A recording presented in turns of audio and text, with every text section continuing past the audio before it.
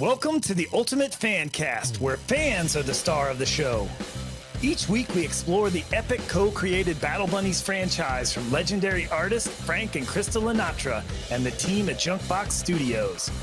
Ultimate fans join BBS, Lord L, and Brian as they dive deep into the extraordinary world of the Battle Bunnies. Plus, we'll be your guides and take you backstage with the creators and actors who are captivating family audiences worldwide. Are you ready to meet this week's Ultimate Fan? It's time to fan up and enjoy the show. Welcome, everybody, to another installment of the Ultimate Fancast. We have an Ultimate Fan backstage for you guys. He is the King's Hand. He can organize and host a staff meeting and not even be there. It is Pirate Mothy himself. Fireworks, explosions, cheering. Yeah. I don't know what's going to happen with two Aussies on the one stage. I don't know what's going to happen, man. So yeah, it's going to be epic. I mean, we've got the Aussies on the I guess it would be the left side of the screen, and the other guys on the right side. We're not as cool. It's all right. Yeah, we're not cool. Again, or it's left, right. I don't know left, right. I can't remember which way this one side or the other. It's whichever you prefer. Yeah. Again, Pirate Man, welcome. It's an honor to honestly have you here. I don't know if everyone knows how deep invested in the Battle Bunnies you are with your time and your effort, and I'm super excited to hear more about your journey and how you first started. What brought you to the Battle Bunnies? How did you first find the bunnies? So I was brought in from another staff member who's not with us anymore. I met her through another project, which was actually an Aussie project that we're a part of. So we're part of. So we both followed this bit of NRL football here in Australia. So some of our football players created their own NFTs. We jumped onto that project.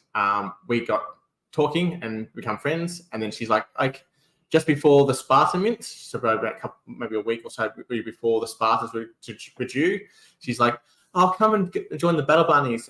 It'll fit into what your interests are, and the project's cool." And so you've been involved ever since that time. So I'm into the Spartans, and here I am, still to this day, still in the Battle Bunnies. He's growing up, he started off as just a member like everybody else, but eventually become on the team. And Well, for everyone listening, what do you do behind the scenes? So I'm obviously a mod, but I've taken so I'm in charge of all the security on the Discord. So I do all the security measures, all the security bots. So I monitor all them. So all the annoying lockdowns during mint times, that's actioned by me, just to keep everyone safe, really. I've helped with the card creations for all the physical cards. So I've done the ghosts and the dragons, along with Jad and Disco and a few others. And I also help with the TCG as well. So How did you fall into being such a whiz with the security side of Discord? Because obviously we know it's super important, especially when it comes to NFTs, and obviously there's so many back ways to get into Discord. But how did you come about that? Is it in your background? Have you studied that, or is it just something that you've just felt an interest in? And I've never actually studied security. I do have an IT degree, so I started with programming. So I've got a programming background. And also which merged into web design and things like that. There's I have always had an interest in IT security. And I've just virtually been self-taught. Especially from when I was a little kid, a bit of playing, a bit, trying to break things and try to break into things, and just get into the mind of what bad people are trying to do, and then try to stop that from happening and to keep people safe. So then that went into Discord and NFT security kind of thing, because it's I learned all I knew nothing about NFTs when I first started, and I just had to learn about what the risks are, and then obviously I had a little background, so then I just had a bit of play and started to learn what works with what, and then virtually took a keen interest in that area, and started to follow certain accounts, see what's happening, and try to keep track of what's potentially going to come. And you can see the waves, how they're like the bad actors are thinking, and you can see that with the trends and things before it happens. So it's like you've always got to be one step ahead. So a lot of like when I do announcements, and you try to preempt what's going to happen. So it's virtually this hasn't happened yet, but it could happen, and it tries to get that warning out to save people. Sometimes it doesn't work, and people don't listen to you, and then bad things do happen. And I have a real life world example of that, but having to work. Actually, I did IC security for an accounting practice that I was working with. And we knew that there was like a link scam coming through. So I sent an blanket email to the whole staff. Do not click on this link, because it's happened in the last couple of days. Big businesses have spent whole weeks of being out by clicking the link. I got in the very next day after sending that email, and so and the email going, please see me. I clicked the link.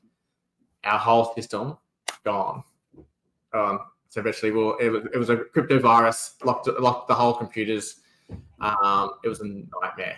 I was like, and obviously my bosses were really upset with that person because it's like I set the email up. So going, well, he preempted it. He actually told you not to do it, and you still went ahead and did it. But it's like that's the reason why, it's because it saves so much hassle by just being preemptive, because then you're going, okay, if I put these steps in place, then I'm going to be all right. And going, if Tim tells me not to do something, then it's for my own interest not to do something. And we definitely appreciate that. And do your own research, and non-financial. But if you are listening and you do see Pirate Mothy in Discord say something, let's tools down and just listen, especially if it's to do with security, because I don't do financial. So it's in security alerts, and that's the main one. So they're going, it's like that's the big one. That's the alert. It's like something's going on, and it's like I'm not doing it for my own interest. I'm doing it for the whole falafel family, trying to keep them safe and everything else. And which is great, since I don't think there's been a major issue since I've came on. There's been issues in the past, but most of the other little things have all been small, and so there's nothing been massive. So with all of the Discord hasn't had major attacks or anything, so it's all been, touch wood, relatively smooth sailing so far. So it's what we're doing is working, and it's just keeping people safe, and which is good. Feel a hassle sometimes, but it's sometimes a bit of compromise, and it's why can't I do GIFs in the main chat and for periods of time? But it's like it's for safety. We just don't want people to come in and click links if that's what they're going to do. That's what they want to do.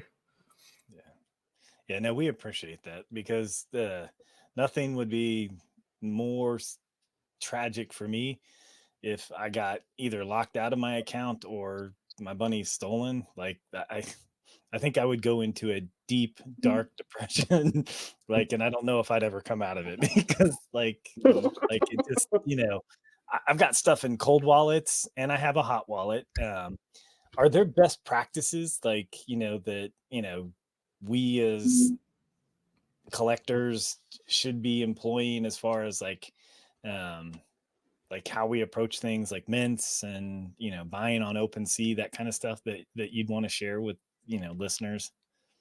Yep. So I bet you the real easy ones is it's just the basics. So it's if don't set DMs from people that you don't know. It's eventually close your DMs. And so I invite them through your friends. You know who they are. Don't click on any links that you don't know that they're from. Highly recommend having a hardware wallet, which is an offline wallet, installing and it's putting all your digital collectibles on the ledger, which I posted in the Battle Bunnies. Yep, which is Brian showing now. It's just and big one with those hardware wallets is do not connect them to everything. That's where they become unsafe. So virtually, you just keep them offline. So you only allow them to connect to things like OpenSea or Collabland, which is read only, and then also you revoke .cache any connections that you have with the hardware wallets, and that connection doesn't exist anymore. Because that's where the lot of issues is, where people say, "Oh, the ledgers aren't safe." You're going, they're not safe because you connected them to something. And so you've got to limit what those hardware wallets connect to. They're much more safer than anything else because because you hold a little device and you've got to actual sign things. It's just when you've gone to a contract and you've said, yes, allow forever the access to your whole NFT collection, they don't need that device anymore, and then they can come along and take all your assets as if it was online. So it's like if you do connect to something and just revoke .cache it, and just revoke their permissions, and it should just have on your ledger no access to anything that's currently running, and should be safe. Like they'll be always there's nothing that they can do. You can still see your connection, your collection online through OpenSea because it all still exists, but you just know that the physical data is still locked on they need the security key that's in your hardware device, and that's the best little tool you have. They're inexpensive and it's worth their weight in gold. 100%. I have a second. I have a second one, like that's the nicer one that I haven't used, like one of the nanos. Because this was my original one, is I just got like the little cold wallet, the ledger, like whatever that was. But the intent of getting the Nano X was like I would transition. Plus, it's got a bigger screen and that kind of stuff. And I think that was like $100 on sale on Amazon or something like that. Is maybe it was more than that. I don't remember. But my question for you, because it sounds like you know a lot about these devices, is the other day I connected this one and I couldn't get anything, like it wasn't working. I was like, oh no, is the device broken itself? Like my biggest worry is like what happens if like the little connection here, like on the end, like what happens if I mess something up with that? Like, am I basically locked out forever? And are there things that I could be doing like that would, like maybe going to a nicer one, would it be worthwhile to do that, to move everything over to a new, nano or something like that? Like, that's my biggest fear is like, what if I lose this, or what if something happens to this? And like, I try to take care of it, but man, they didn't make the plugin thing the easiest thing. But all it was is I needed to update the software. I needed to update Ledger Live. I updated it and I was like, oh, okay. Whew, I can buy again. But man, I was worried because it had been months since I'd done anything with it. So do you have any recommendations on that kind of stuff? Like other than don't be a dummy? Well, hardware can fail. So it's like or it can be lost or anything else. The big thing with the hardware wallet is when you set it up, just like any wallet, they'll give you a security key. And they'll ask you to keep it in a safe space. So you can restore any wallet with the security key. Okay.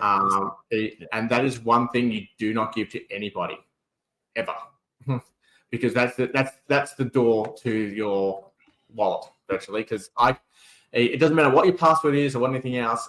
As if you have the secret key, I can go onto OpenSea, say I want to import a new wallet, use your secret key, create my own password. I've now got access to your wallet.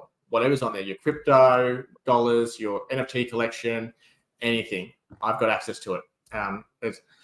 So it's like, do not give that away to anybody. So it's your little baby. So it's like, that's a no-no. So if anyone asks for it, because there's no software, there's no program, there's nothing, they'll ask you for it unless you click the little button and say, I want to import you and create that wallet from that security key. Is saving it in your phone in notes safe or not good? No, don't do that. Not that I have. If anyone finds my phone, no, get a little notebook, put it in a fire safe area so that because I had mine on an old Commonwealth. Oh, you go. Sorry, I have a little case for mine. It's They give you these Oh, little that's 24 cards. Yeah, like oh, like that's when you buy a legit. device, like you put your security things that when you set it up, this is a blank one, but you would write in your 24 words, and then they give you 3 of them, so you can have them like one in a safe, one in a bank safe, like something like that, like spread it out so that it's not like if your home got destroyed and you had all 3 of these at your house, like, you know, but that's why, like, it's super like good idea to have it in different places, and you definitely don't want it someplace electronically where somebody could, you know, get a hold of your phone, get into your notes, you know, see that you have those. Now you could create a cipher. Your phone could get hacked.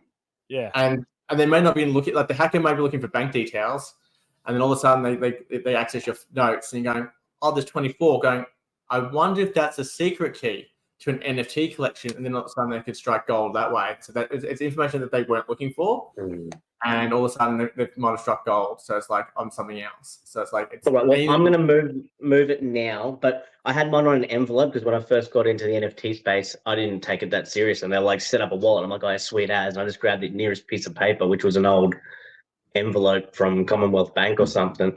And I remember I literally had that for 2 house moves, and I got like real scared because I was like, what if I lose it? It's legit just on a piece of trash. So then, yeah, I put it in my phone, but I'm going to take it out as soon as this. By the time this is live, it will not be in my phone, everyone. Yeah. But so, yeah, they still have to get a hold Brian, of your phone. To answer your question, the likelihood of somebody getting your phone, hacking it, you know, doing all that stuff is, you know, but if they know that you have it on your phone, that gives them incentive to want to hack your phone. Like, so I think it's like what Pirate said too, is they could just be looking through and see it. And especially if it's an open sea one, you're going to be like, wow, that's definitely a seed phrase. Yeah, because phones have malware and spyware and all that other stuff that computers do now. So it's like, whether it's Android, whether it's Apple, that there's all those viruses and everything else still exists on phones. And it's amazing how, you know, even with phones, is that people don't realize that they're like little mini computers. And I bet you a lot of people don't have antivirus on their phones, and that they should, because they're like little mini PCs. Because it's just because you go to Play Store or Apple Store and they think they're being verified, the programs, they're so good at getting them verified that, you know, and before the manufacturers realize that they're actually being duped and then shouldn't be verified, they're actually bad actors doing those programs, millions of people could have them on the phones, and banking details and everything else could be stolen. So it's like, that's another little tip as well, because I know that a lot of people use their mobiles for with MetaMask and things like that. So it's like, that's another little tip. Think of your phones as little computers, and make sure you treat them as little computers. I haven't written down so much stuff in any Fancast yet. Not saying anyone else didn't have awesome stuff. I probably also didn't have a pen or a paper, but I've got antivirus. I've got all these things just written down. Hardware, wallet, oh man. Thank you, Tim. And I've worked for companies that use social listening. So, you know, like apps like Facebook or Google or, you know, other apps, they're listening to your conversations if you have a phone in the room. If you have a Google device or an Amazon Alexa, you know, like you start saying, hey, here's my key. You think anybody will know what it is? Now that's stored somewhere and can be accessed. There's reports of Apple saying, you know, there's one person that said, yeah, my job was to like click on buttons and listen to conversations around the world. You know, like, why are they doing that? So it's also what you say near your phone or near an electronic device, which they're all around us. And Brian, to your point, you could lose this, you could destroy it. As long as you have your key, when you buy a new one, it'll say, do you want to rebuild or restore a previous? And then all it does is it changes that account to this account. Okay, like sweet. So that's good. NFTs aren't really stored in here. I have a little, I call it the coffin. It's a little case. They're not stored in here. This is just where the key is accessed, and so and it's very, very important. Yeah, because like that's Tim super was cool. saying, you get a transaction, you have to like physically go in and type in a PIN and say yes, I agree to that, and hopefully by that time you're like, hey, wait a minute, I'm being scammed here. You know, like, Yeah. yeah. So social listening is very important. So I would advise against that also. Like as we get, and it also, like if you have a MetaMask attached to a browser, because I have that for one of the hot wallets that I have, that could also be compromised and used. So someone could hack your browser, get into your MetaMask, and then start doing stuff. So you want to be careful about, if you have MetaMask attached to your browser, you want to log out when you're done. And you also, like what Tim said, is every once in a while you want to go in there and revoke the permissions that you've granted previously. So even revoke OpenSea, like use it when you need to use it. Don't just leave it. It's MetaMask's rule for OpenSea is that there's a feature on there that says, I will always allow this to be read. So there's also I will always allow this to be signed. So if you have that feature clicked off on your MetaMask on OpenSea and someone goes to your browser, they could say, oh, he's got it or she's got it set to always sign. So I can do some, the bad actors, as Tim says, can go in there and say, they've got this set up. All I have to do is get them to like interact with their browser a little bit, and then I can take everything. So there's a lot of like things that, so revoke, sign out, be vigilant, hot wallet for your battle bunnies, cold wallet for your battle bunnies, hot wallet for everything else. Which I'm sad to say that, but it's the truth. Like when I got a hot wallet, I was like, what do I need to move? The first thing I moved were the battle bunnies. Yeah. I don't want anything touched. I don't want anybody touching these things. And then if you look at all the stuff that are in my hot wallet, you can see like, really, they belong in a hot wallet because I don't care if they get lost or not. Pirate Mothy, are you the one that recently said that you use the hot wallet to bring stuff in, like to do your mints, and then you immediately move it over to a cold wallet? Was that you? Yep, correct. Yep. So my online wallet does all my minting and selling. So if I want to buy or sell, that goes through my online wallet. So if I want to sell, it comes straight out of my ledger, straight into my back to my online wallet, and I sell and do everything with it through that way. Because then in any interactions with anybody else, it goes through that cold wallet. And then it limits my hardware wallet connections and what it's doing. Because the biggest risk is minting. Because you could be minting a contract and buying is not too bad. But as I said, it still can. There's a huge risk there too if you don't know who the person is. But minting is the big one because you're actually agreeing to contracts and things like that. Same with buying technically, as long as you do it through OpenSea. But it's more. It's better just to have it in your cold wallet virtually to cover yourself just in case anything bad happens. You're not risking your whole entire collection. I do have, and then anything I do keep in my cold wallet is like something that I'm prepared to lose, if it's if the worst comes. But all my real valuable assets are in my cold wallet, and there's no connection whatsoever linking to that at the moment to anything. So speaking of cold wallets, Pirate, I want to ask you, what is your favorite NFT that you have right now? Can you pick one? Is there like what you love the most? My favorite NFT that I hold now. I probably I like the it's probably the Mythic Valkyrie that I hold. Because I picked that up on it was dropped on the floor and I sniped it. And so I just remember the day that Krista mentioned for a split second, and I was already onto it.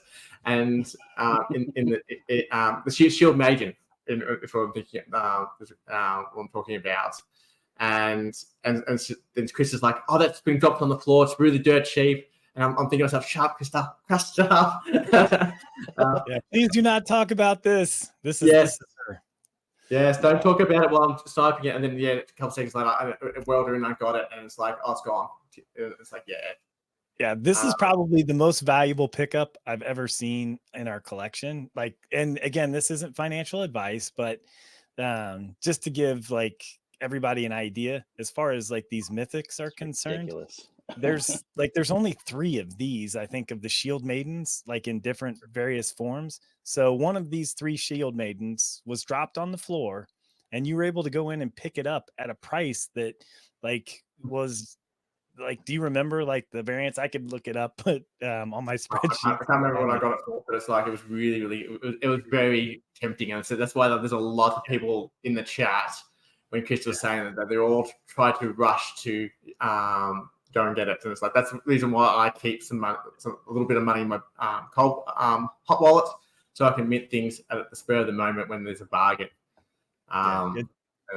But it's like just a reference for anybody. GT recently had one up for sale, one of the Bunny of Dooms, and I think there's only 3 or 4, versions of the Bunny of Doom. I could be wrong. There could be, I think it's the Thunder God Mythic that there's like 10 of them, but I think these Shield Maidens there's only like 3. The Bunny of Doom is like 3 or 4, and his was up for 0.5 each. So ETH is right around the $3,500 range right now. So $1,800. That Bunny of Doom was up for sale for $1,800 recently. It just recently came off because I would love to have one of these because I love the homage to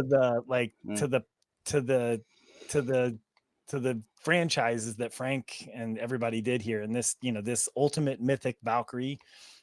She is just awesome.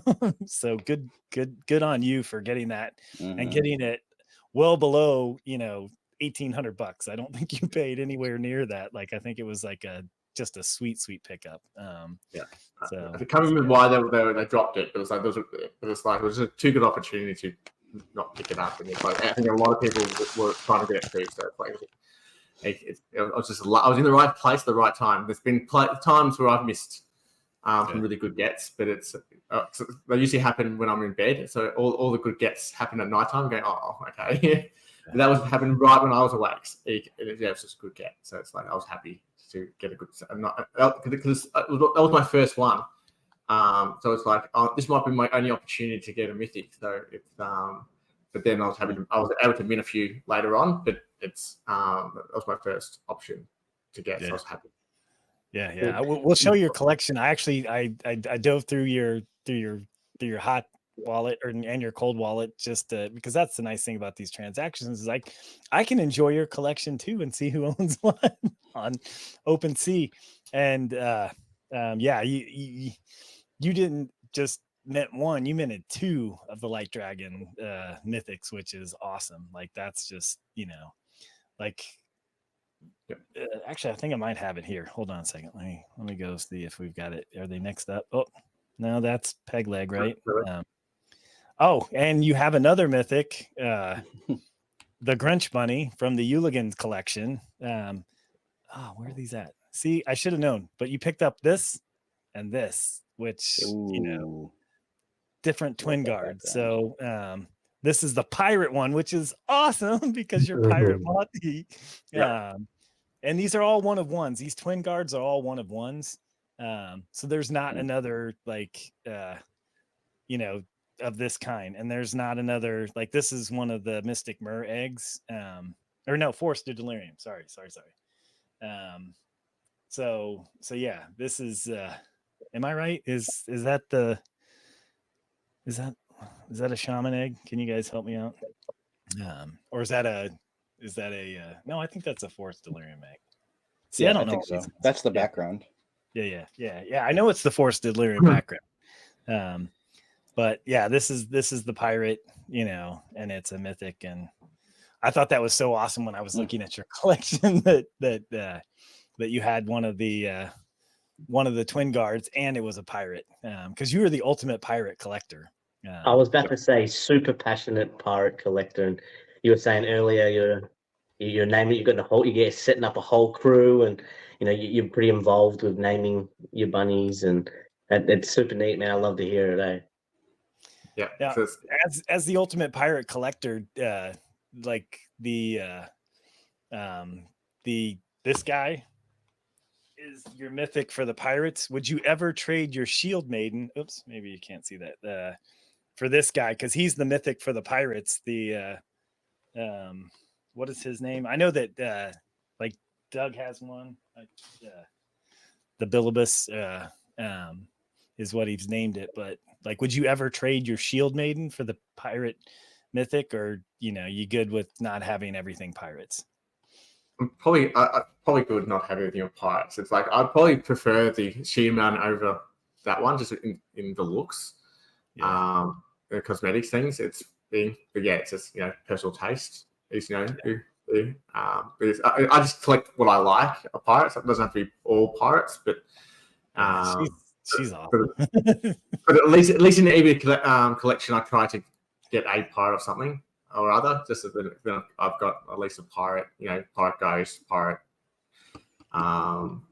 dragon, things like that. So it's like at least I've got something of the pirates in my collection for it, or I'll go looking for it later on if I don't get to mint one. Nice. So it's like I try as much as possible to do it, but it's sometimes it's up to the gods. The gods got to decide, and sometimes it's got to be secondary, and sometimes you just got to lie, cheat, and steal and get it. That's what it is. True pirate style. There you go. Yeah. We've got a shaman on this show. I'm a Viking. Lord L's obviously the shaman, and then you got two pirates. So you and BBS, lie, cheat, and steal. I'm just so happy that I'm not the only one saying pirates. Like, you've already said it way more, and I'm just sitting here and loving this.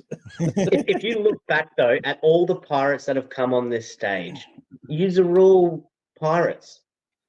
Clearly, you all have that same, all beautiful, all kind-hearted, but then that lying, stealing, and cheating always comes out.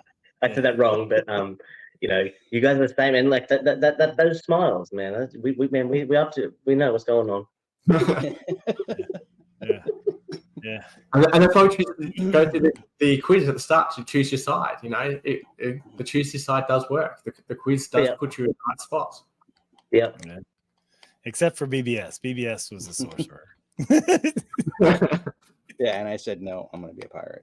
That's exactly what a pirate would do. A pirate would be like, exactly. No, I'm a pirate. Me's a pirate. Well, let's go back to like the beginning. Like while I have your collection stuff up, these. Do you have a favorite? Like you're a holder of 3 of the Spartans. Did you met all 3 of them at the same time, or did you pick them up at different times? I minted 2 initially, and then I picked 3 up over the course of my journey. So I had 5 even initially. I had 2 stolen from me, so even I suffered a breach. That happened while I was in London. So it could have happened when I was overseas. I didn't have, I was only operating on my phone. I couldn't see the email address that was coming from, which is normally a trigger that says that it was wrong. It was pretending to be from OpenSea, and they're saying that they're doing an upgrade and they wanted to do it. So I clicked the link, not realizing it wasn't from OpenSea, and bang, 2 Spartans gone. But that was only because I was selling them. I was looking at selling them at the time, so they were only in my hot wallet. So the 3 where I wasn't selling was in my cold wallet, so they were safe. So that's why I didn't lose that many stuff. That's another good point of only losing what you're prepared to lose at the time. So that was. And no one's safe. No one's safe. If the professional himself gets done, then it makes me feel a lot better for the times that I've done some precarious link clicking, but we're all victims. Yeah, it's just because I was overseas for so long. I didn't have all my right gear, so that's why I was. And I was just angry with myself when it happened. It's Find the tools. If I had this, I brought this with me, and it's like, oh, okay. But it's like, but it does happen. So it's going to be dealing all the time, and it's like, and after that happened, I did not touch OpenSea again for the whole trip. It's like, that's it, done. I will not touch crypto for the rest of the trip. No, because I was filthy. I was filthy myself that it happened. So it's like, it would never happen again. But sometimes it's just a learning experience. Were they the ones that you minted as well, too? One was, one wasn't. But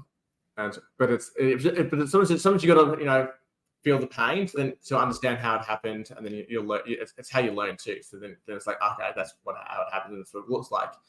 It's one thing giving advice, but it's something should be nice to have it yourself. Then you can experience it. Then you can go from experience. This is how it happens. So that gives a backstory. And so the two probably the ones that I really cherish are, and it's probably the first time I've ever actually wrote about numbering.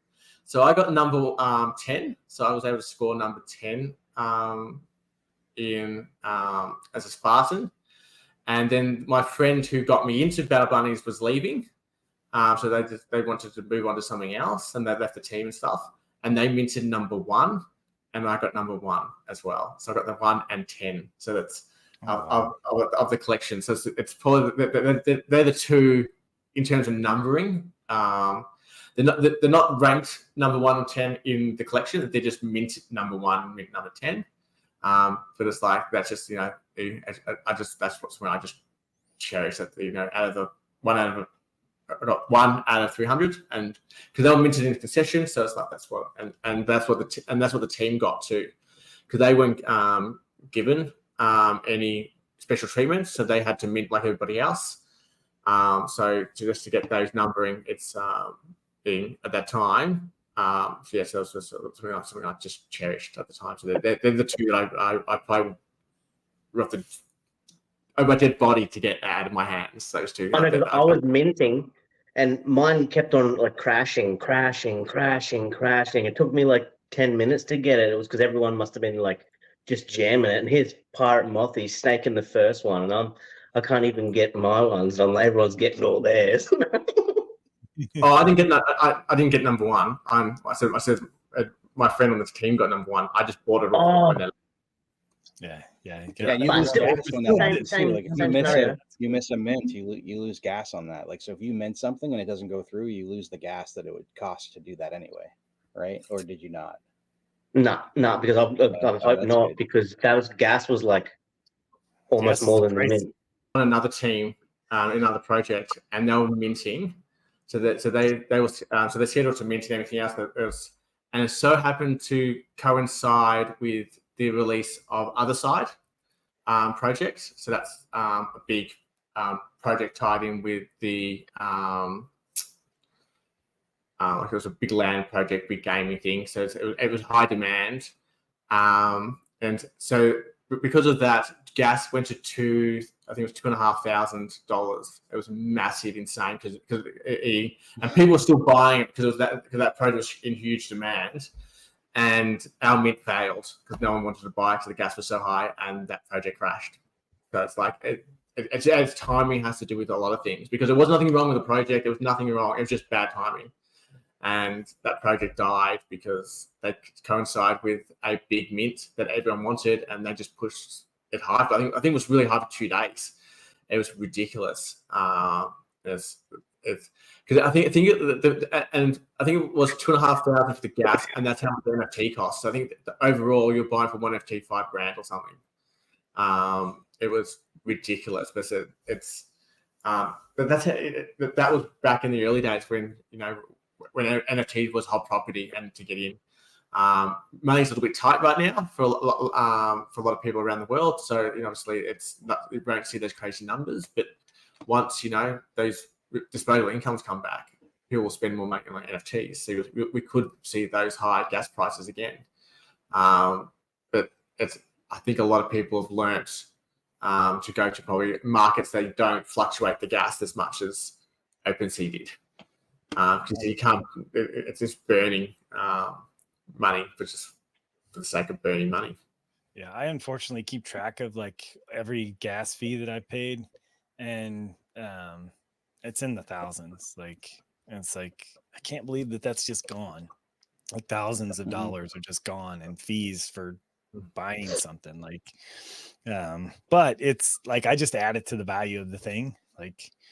Like, okay, well, if I got to pay gas for it, somebody else has to pay gas to get it if I ever went to sell it. So it's just part of the value. It's part of the overall value of that thing. You can't think of it as like, oh, that's like, even I was buying some ETH the other day, and like the broker that I use to buy the ETH, they add a 0.45 cents percent, you know, on top of that. And I was like, that's just like a brokerage fee if you're buying a stock. Like, you know, you got to figure that $15 that they're taking or whatever it is, you know, that's just, and I think this was on like $100. Like, it seems like usury, or what do they call that in banking, where it's like, they're taking advantage of you. But yeah, I was just like, man, that's just, I guess I got to consider that a broker fee, because I used to be a stockbroker back in '97. And at the time, Charles Schwab charged like $55 to buy 100 shares of stock. Now they just give trades away for free. They're making money someplace. They're making it on the spread. They're making it somewhere. Like, nobody does anything for free. So that's what you got to think about when you're thinking about gas. Like, it's, you know, it's either a commission or it's, you know, somebody's got to make some money somewhere. The price you got to pay.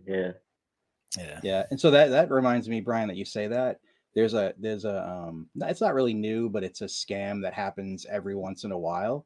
Well, you'll see it's either on Twitter or it's in Discord, or, you know, not our Discord, but you'll see it somewhere like, hey, did you know that you can get all your gas fees back? Click here. So you click there, and then you kind of give everybody your wallet. So that's a common scam that we should all be vigilant about. I've seen it the other day. You'll never get that fees exact back one. ever. No one's Because ever I going to was give like, you money that back. sounds so good, man. That does sound good though. Like, you'll that's see a like link that I'd press. Think of you'll all see the gas. someone post it, and then you'll see 10 people say, "Oh, thank you, I just got back $1,000." They're all part of the same scam. So yeah, I mean, there's a reason why I don't buy anything on these other marketplaces that, you know, that are not OpenSea and that kind of stuff, because I'm just too scared to connect my wallet to anything. And I know there's some legitimate other markets out there that people can list their stuff on and sell it, but I'm like, I just don't trust anything. Like, I'm just too afraid to, like, of the potential risk of them taking something in my attempt to save some money and purchase something on some other market. Because I mean, occasionally you'll see like a Battle Bunny show up on one of these other markets. And it's just like, it's got to be a scam. Like, I know that's not probably the case, but like, I've seen some Spartans show up.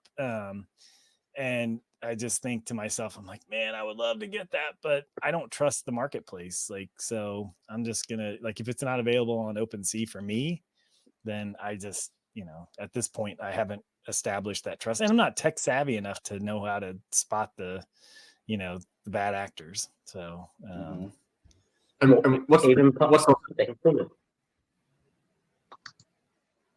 what's that, Pirate Mothy?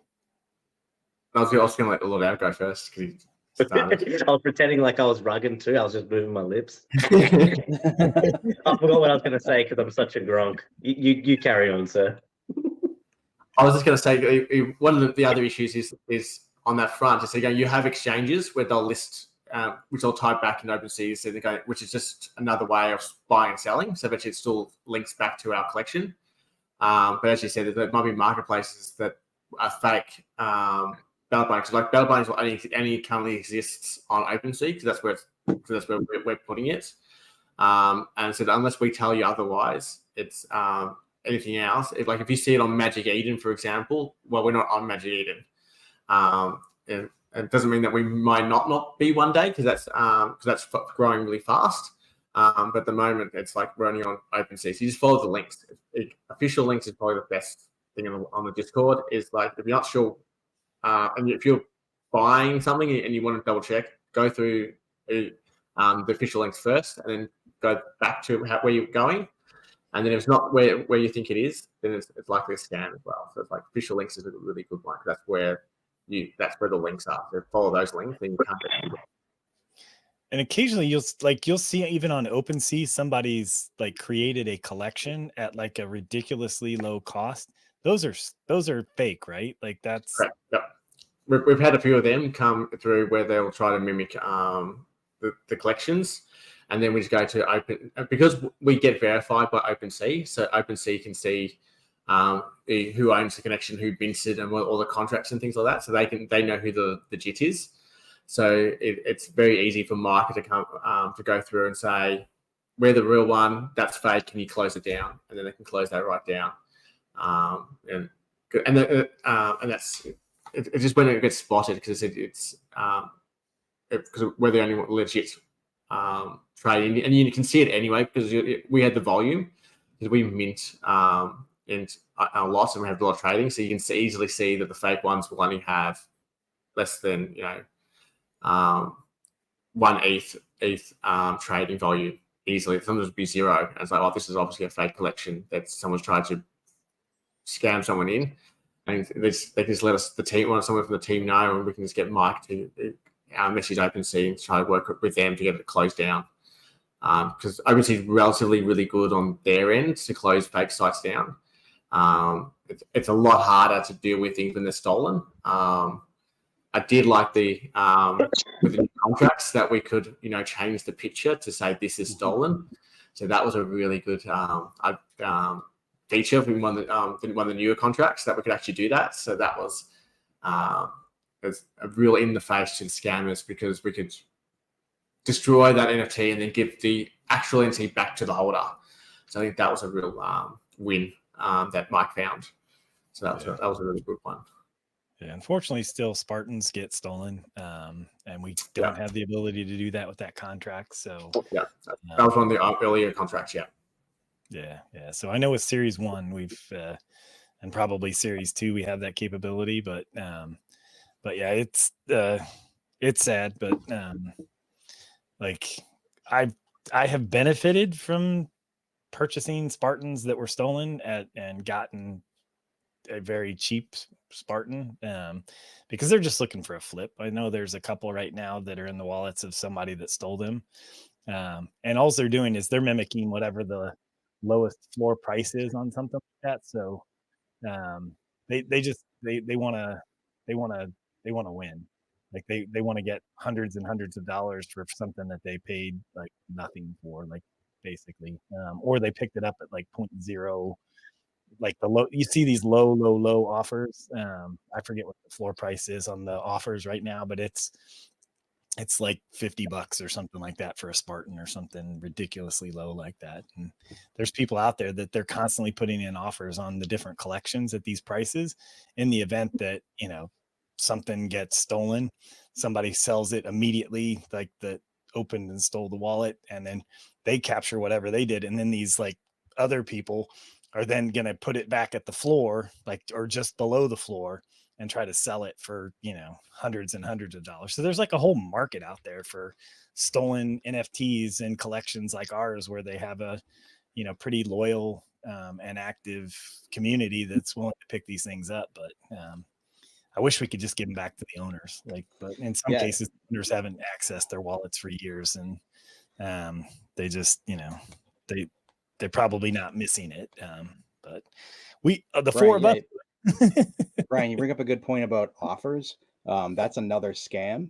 So don't be tempted, for the listeners, don't be tempted. If you get an offer on a NFT that is in your cold wallet, do not accept that offer, because that could expose your cold wallet. So if you see an offer that's like $2,000 and you're like, I got to accept this right now, that could be a bad actor that wants to get access. The minute you click that, you're giving them access to your whole wallet, in some cases, if they're really good at what they're doing. So you want to be careful about accepting offers from people that you know. You want to have that dialogue of, I just sent you an offer. Okay, well, let me think about it. Like, you should have a dialogue with somebody before you accept anything or touch anything in your wallet. Okay. Yeah, I know that I've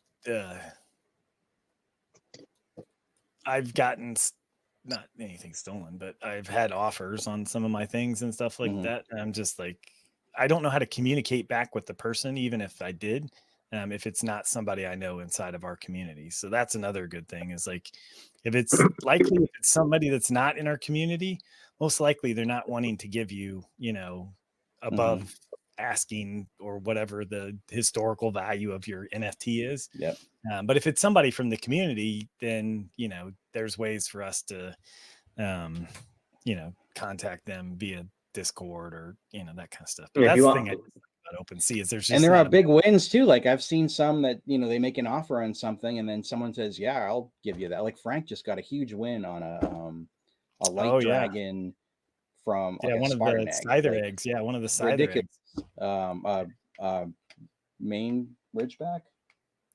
I think it was the plum. He got a plumbed longtail. That was the Seither egg plum longtail, like that had a beautiful background for 0.06 or something like that. Which those Seither eggs don't tend to go for that. At least they hadn't in the past. I don't know. Or Spartans that are sitting in someone's wallet. They don't know what it is. They've moved on. They don't know the value. You offer up a certain amount. They say that looks good to me, and they click it, and then you win. Like there's different sides to it. Just like if you get an offer that's like $25 and you click it and then you lose your NFT, like that's bad.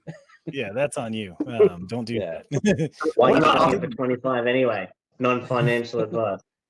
What about oh, go ahead. I've seen people they're meant to sell, say, for 1 ETH, and that they've put the decimal points in the wrong spot, so it might be 0.1 ETH. So they go to list and it's dirt cheap, and then get snapped up, and they lose all their money because it's like, oh no, I made a mistake.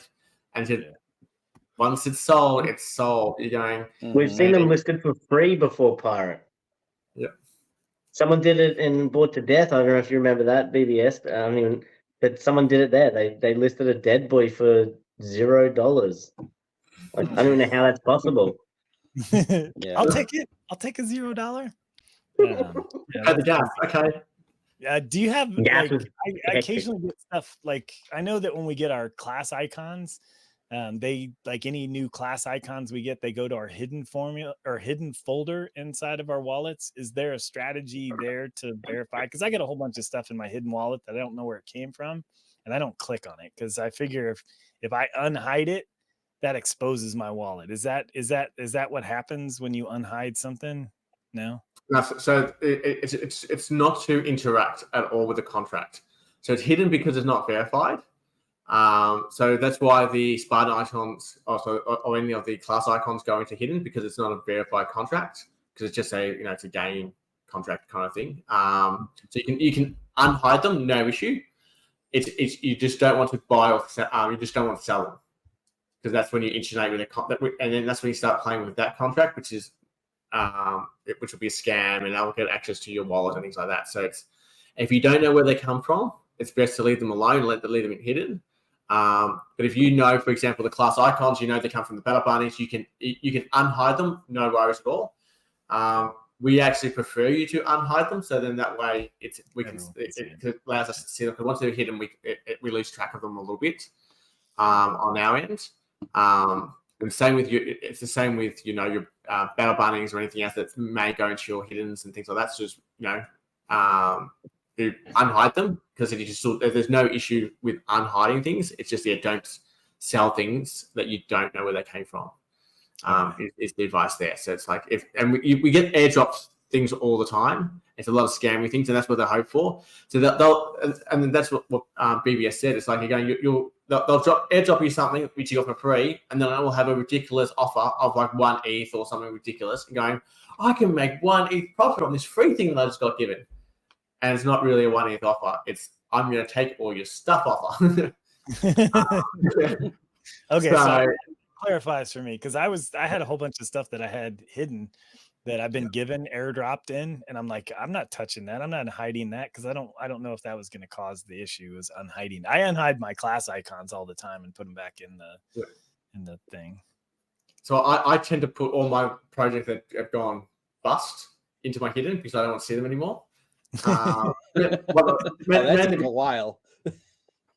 Mainly because that's it might not just be because it's not an art project, so it's more just an NFT that I invested in hoping it'll do well, and it's failed to go, well, it's not art, I don't want to look at it anymore because there's no value now, so it goes hidden. So I moved away. It's like it's different if it was like a project that has nice art and going, well, at least I got a nice JPEG out of it. But sometimes it's just a failed project, so it's like hidden. So it's a good way that it's reverse engineering. You go, I move it away so I can't see that it failed. Because sometimes you just take a gamble. Hopefully sometimes you get wins and sometimes you get losses. Yeah, I've invested in a few projects just because I'm like, it's one of those like high risk, like, oh, I like the art and maybe something will come of this, and then it doesn't. So not everything works out. I wasn't looking to make a profit. It was just like, ooh, I like the concept of what they're doing. But it's not like Battle Bunnies, where Battle Bunnies you have a store, or, story, you have a TCG game based on it, and it's like so many things. Like some of these projects, all it is just like an idea, and some art behind the idea.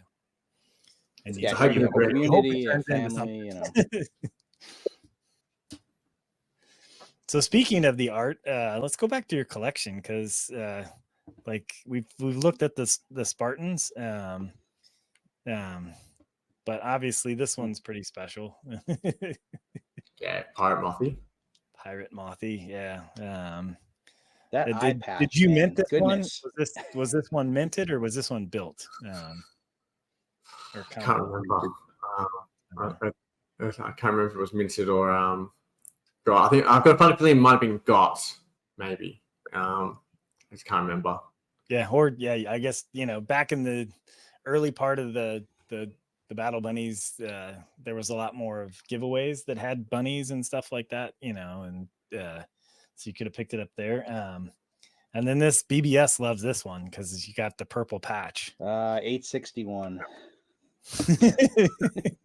Yeah, I like the purple too. The purple's great. Yeah, you have to make that a spy, and then we can talk about backstory.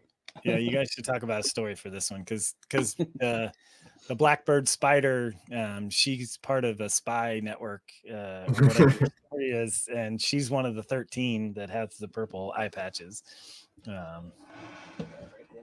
He's reaching for something to go along with Grace. Grace has the purple. The sister of Grace. Yep. And then you've got your, obviously we talked about Shield Maiden and how special she is. And then this is Captain Pegleg before he lost his leg. Yeah, Captain Pegleg. So you can actually see him with both his little legs, because his little paws, because he lost one. Nice. Very nice. And this is an ultimate hero for those that are new to the collection. And you got to build Captain Pegleg, right? Like the correct. Yeah. So it was painstakingly. So I went through all the hats and everything else to see the rarity. So I try to pick the most rare of the items to make it a bit more special, because you can actually do that with the customs. So with the ultimate heroes. So I got a mint. That was a mint one. So that wasn't part of the collection. So I got actually on one that is a utility for minting. I got the ultimate hero. So I went through the collection and did the best I can and trying to pick the rare items. But sometimes it was just more also cosmetics and what I wanted Captain Pegleg to look like and to hold. So yeah, so a bit of work went into it, bit of study. No, that's awesome. It's epic. I love it. Yeah, I'm excited for, like, we're gonna have that opportunity with the squirrels. Like, if you hold one of each of the eggs for the Dark Dragons, you get the opportunity to have an ultimate hero. So with 500 eggs, the possibility is there could be 500 ultimate heroes, but not likely that there'll be that many, because 500 eggs would be 100. Yeah, like 500 divided, like you have all 5 of them. Yeah. So, or could there be? I guess eggs. There could be 500. Yeah. I guess there could be 500. Or no. How many? 100. No, there would be 100. or whatever it is. Yeah, 500 divided by 5. Because you have to have one of each egg. So yeah, there's a potential for 100 ultimate hero squirrels, plus the additional ones that were like on the mints. So I think it's going to be less. Yeah, I think it's going to be a lot less than that, because like me right now, I don't have 5 of each. I'm missing a pirate egg. So even though I've got multiples of some of the other ones, I won't be able to put together enough to get, multiple ultimate hero squirrels. I've got to get more pirate eggs, that kind of thing. So, and we'll also see a lot of community members changing too. So like we started with bunnies, so some community members may change to become squirrels. So I know, like cropping, for example, is now more in the squirrel all things. So with customs and things like that. So then we have mice, and what else might come through. So I changed their character. So it may stay, your class may stay the same, but he said, I may not be a bunny anymore. I want to be something else, and that allows. As the world expands, people may change as the world expands. I'm always going to be a bunny. I always like bunnies, unless there's a turtle, then I'll become a turtle. Oh, that's great. Frank, are you listening, Frank? So he's like, I won't be anything else except this turtle. Battle turtles. The bit of Pirate Mothy's already a bunny, but it's like I'll put a little, maybe a love interest might become the turtle. Imagine how awesome a pirate turtle would look, though. Like seriously, think about it. Fuck, you could. Sorry, Brian. That'd be pretty awesome with the caps and the eye patches, and I bet Frank could draw the coolest battle turtle. Like, oh my goodness! What an homage to the Teenage Mutant Ninja Turtles! Like these wouldn't be ninjas; these would be pirates, and Spartans, and well, maybe not Spartans, but they could hooks be in his shell and stuff. It'd be sick. Pokemon, and there's so many good turtles. Oh yeah. Oh yeah, Pokemon's got some very cool turtles in them. But yeah, I could totally see Frank doing like a pirate turtle that would just be sick. Like, like I would pre-order. Well, we have toads, right? That's pretty close. Yeah, we got the toxic toads, so we're getting some variety. The Crag Cacklers, those look like dogs. Those dragons, those are pretty cool. Yeah. And those are in the pirate group. Well, a little bit of alpha. It's not in the story, but in my story of Pirate Mothy has a companion, and it's a moth. It's a gigantic vampire moth. So that's his. It's dragons for everybody else, but in my writings of Pirate Mothy, to bring the moth into the picture is like it's a parrot for everybody else, but he's found a rare moth. And it's a vampire moth, so that's what his companion is. That's awesome. So whether Frank puts that into the story or that becomes a trading card, I don't in the CCG. I don't know. But that's a little bit thing in my writings. I think I'm writing the story at the moment of how Pirate Mothy got and met his companion. So and you were writing stories. Like when I looked at the grimoire, like I'm gonna put out an episode like that talks about the naming and like the story writing. If I remember correctly, you have like different chapters on yours. Yours isn't just like you wrote one thing. You have like multiples for yours. Is that correct? So that I've done multiple. Like I've done stories for like backstories for characters, and then I've done actual physical stories. So Captain Pegleg's done a journal. That's right. Yeah. His journal. So he's done a lost journal of Captain Pegleg, where then he gets abducted or killed by the mice. That links to other stories as well that I'm writing. So that journal is done as a story, but as a book. But it will actually come through as there'll be a link back to other stories as well. So it's like there's little intertwined things. So yes, I've put a few stories in there. There's a few other short stories coming, but then there's a bigger book story kind of thing. Fan fiction, yes. So, and I'm trying to rope Miss Firefly into doing one as well with me with her characters as well. So then we've had a brief discussion. She's interested, but we haven't really sat down with it, and I haven't had time to flesh it out a bit more. But we could hopefully try to work something out there as well.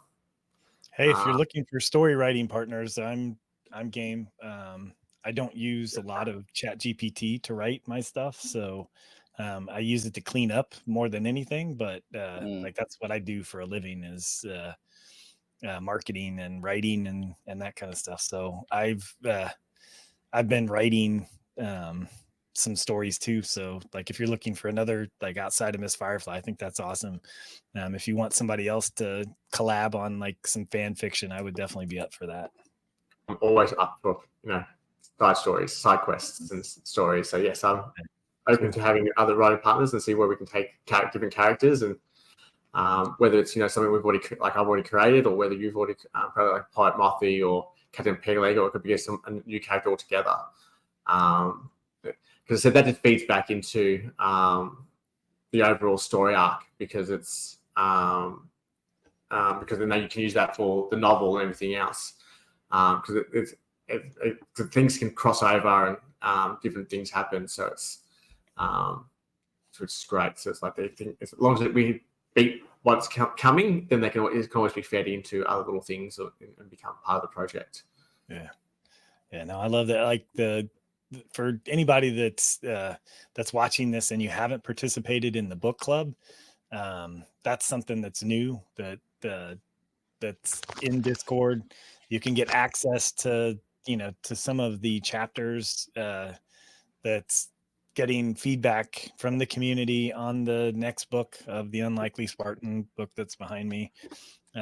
Was the first one, and then this is we're getting like early chapters. I think there's 7 chapters so far for people participating in the book club that they can read about the Rising Sun, which is the invasion by the squirrels and the aftermath. So a lot of cool stuff. John and Frank are writing the second book, and they've got the 16 plus chapters, I think, written. Now we're just getting feedback from the community, making those edits like Tim was talking about. Like there's still opportunity to kind of change even the second book if you have like some interesting ideas that they hadn't thought of, or ways to incorporate, like I mean, I don't know what the rest of the chapters are. I'm pretty sure the first 7 chapters, they're getting that refined, but we've got an opportunity because this is a community driven project, so we can make recommendations, and they'll take those into consideration as they're building out the book. And definitely characters, names and stuff like that, they need that because there's a lot of characters in these books, and this is just one of the 3 books for the initial series. And then what Pirate Mothy was talking about, like as fans, we can create fan fiction that integrates into that and has their own story arcs and that kind of stuff in the grimoire or even outside of that. So but definitely want to stick to the lore as best you can.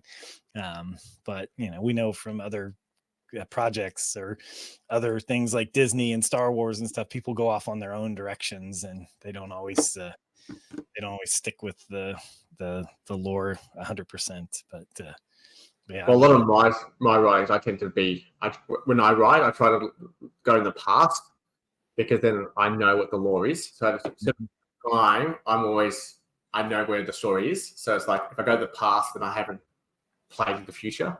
Right. Because I'm not getting what's in the mind of Frank and John and where they want the story to go. So it's like that's what I try to do. I try to act past, especially now with Pirate Mothy. He's still pantless, so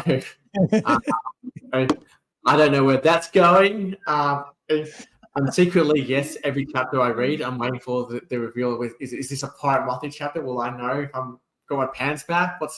Where's he? And so that's great. Yeah. So it's like so that keeps me like that's a little side thing for me. But yeah, so in my writings, I try to go back. So you name your characters, your digital collectors, do a backstory, because that all helps for put in the grimoire to accept through the novel, and also helps for the TCG, because we get a lot of for the TCG, a lot of the names and everything else from the grimoire, and why some people get more cards and of their cards into the TCG before other people is because they're in the grimoire. Because when Melly goes looking for names, he goes to the grimoire going, "Oh, there's a card with a name. I'm going to take that, and that sounds great because I've got an idea for that card." So it's like get your names in and get your characters in, because especially as we build the other classes, because we'll need shamans, we'll need sorcerers, we'll need Valkyries. So it's highly recommend just put a little backstory, because it's important. Because I said you might be in the novel. You'll as I said you don't know what the future's going to hold. If there's a whole army needed, your characters may be needed in an upcoming novel.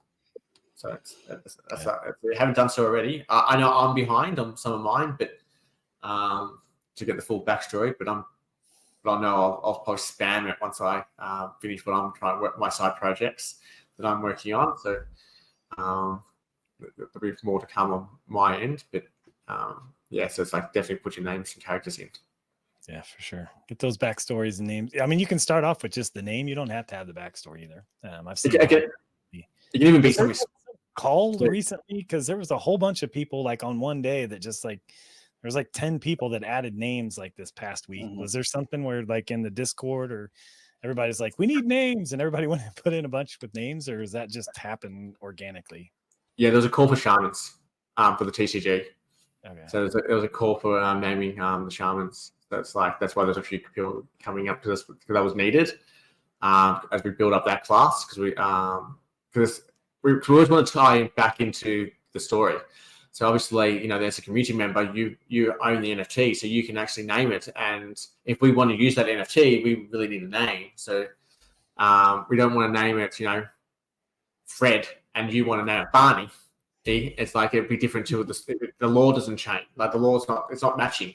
Everything has to match. So it's like that's why the call goes out to the community to say name your NFTs at the very least, because then that's where you go looking. Because we want to keep everything's linked in the project. It's the novel, the TCG, back to the digital collections. Everything is linked. Everything's tied back together. So it's like that's why we need the community's involved. It's like you own the digital, you own the rights.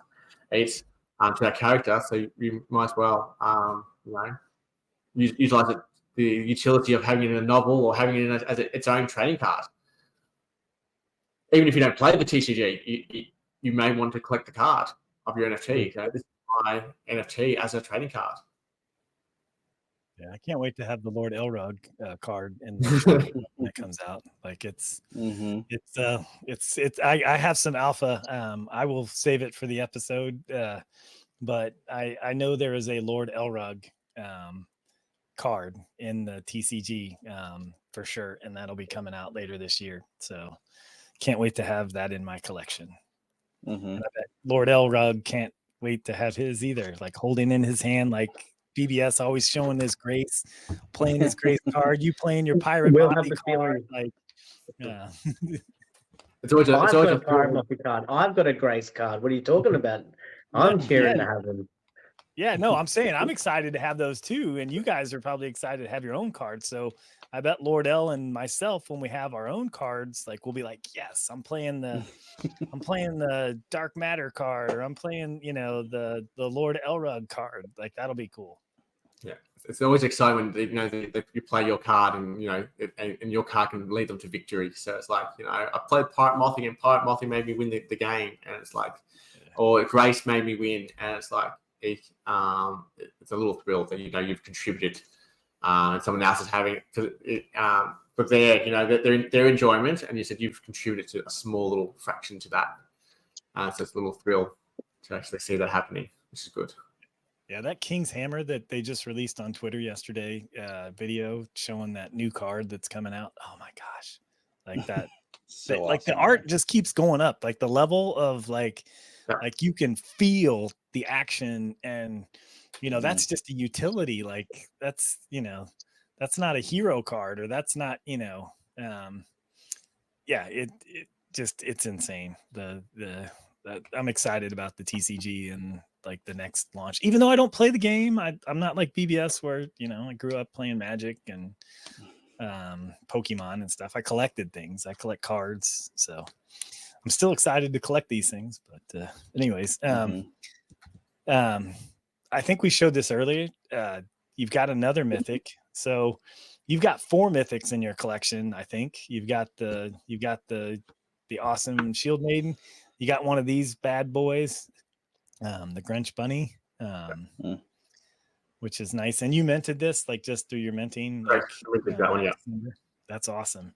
Like, just one day I want to have that, like where I mint something and it's like, oh my gosh, it's this is the thing. Like I haven't minted anything until the Dark Dragons, so I haven't got any of those like, oh my gosh, mints yet. But this is definitely one of those. Yeah. But sometimes I don't even get to see them. Because I remember when I got the Ultimate Hero mint, I was on my way on a 3-hour journey across state when the mint was happening. So I was in Discord and I was chilling out with everybody, but it's like I couldn't see my collection. So Krista was looking at my things and going, and she was telling me, she's like, "You got an Ultimate Hero." Yeah. Because it's like, because I couldn't see myself, but she was just letting me know what I got. So it's like, that was cool. So it's like I was still involved, but it's like, but yeah, it's because that was happening early in the morning. And I was trying to make tracks, obviously for a 3-hour drive. But it's like, I remember that when I was on the drive. Nice. That is awesome. And was that one of the Dark Dragon Ultimate Heroes, or was with this one? That was the Bunny Heroes. The bunnies. Okay, yeah. The Bunny Heroes. Okay, nice. And this is your legendary maned Ridgeback, which it's the golden egg, that's awesome. Like those are the more rare ones. So that in your collection, I was like, oh my gosh, such a beautiful creature. Have you named this one yet? I haven't named any of my dragons. Okay. So it hasn't been named yet. No. Got more work there. You got an unhatchable, and of course the Pirate Mothy also has the Pirate unhatchable, which is always, that's cool.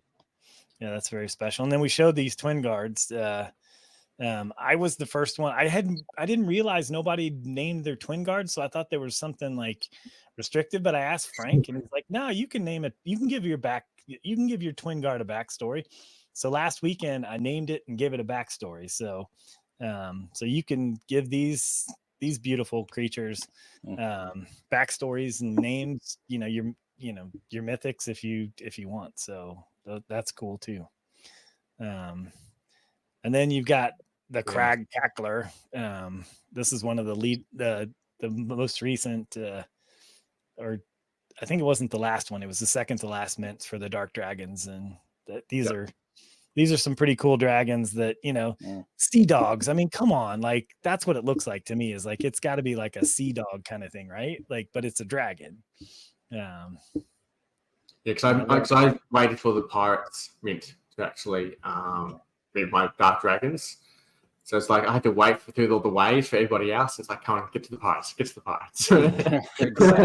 Yes. It's like, and I'm like, so I'm going to ruin it for everybody else if they're trying to, beat Pirates to build their collection to go for, to try to get a custom. But it's like, I'm a Pirate, so I try to mint the Pirate section. So it's like, that's when I was coming in. So I minted 3. Nice. Yeah, and I have one of the other ones here, I think, and you did get, and let's see, you got this one, this one, this one's one of the Fentails. And then one sitting there. Yeah, and then one's an egg still waiting, or was this? Yeah, it's still waiting. It's just, or it might be unhatchable, we don't know.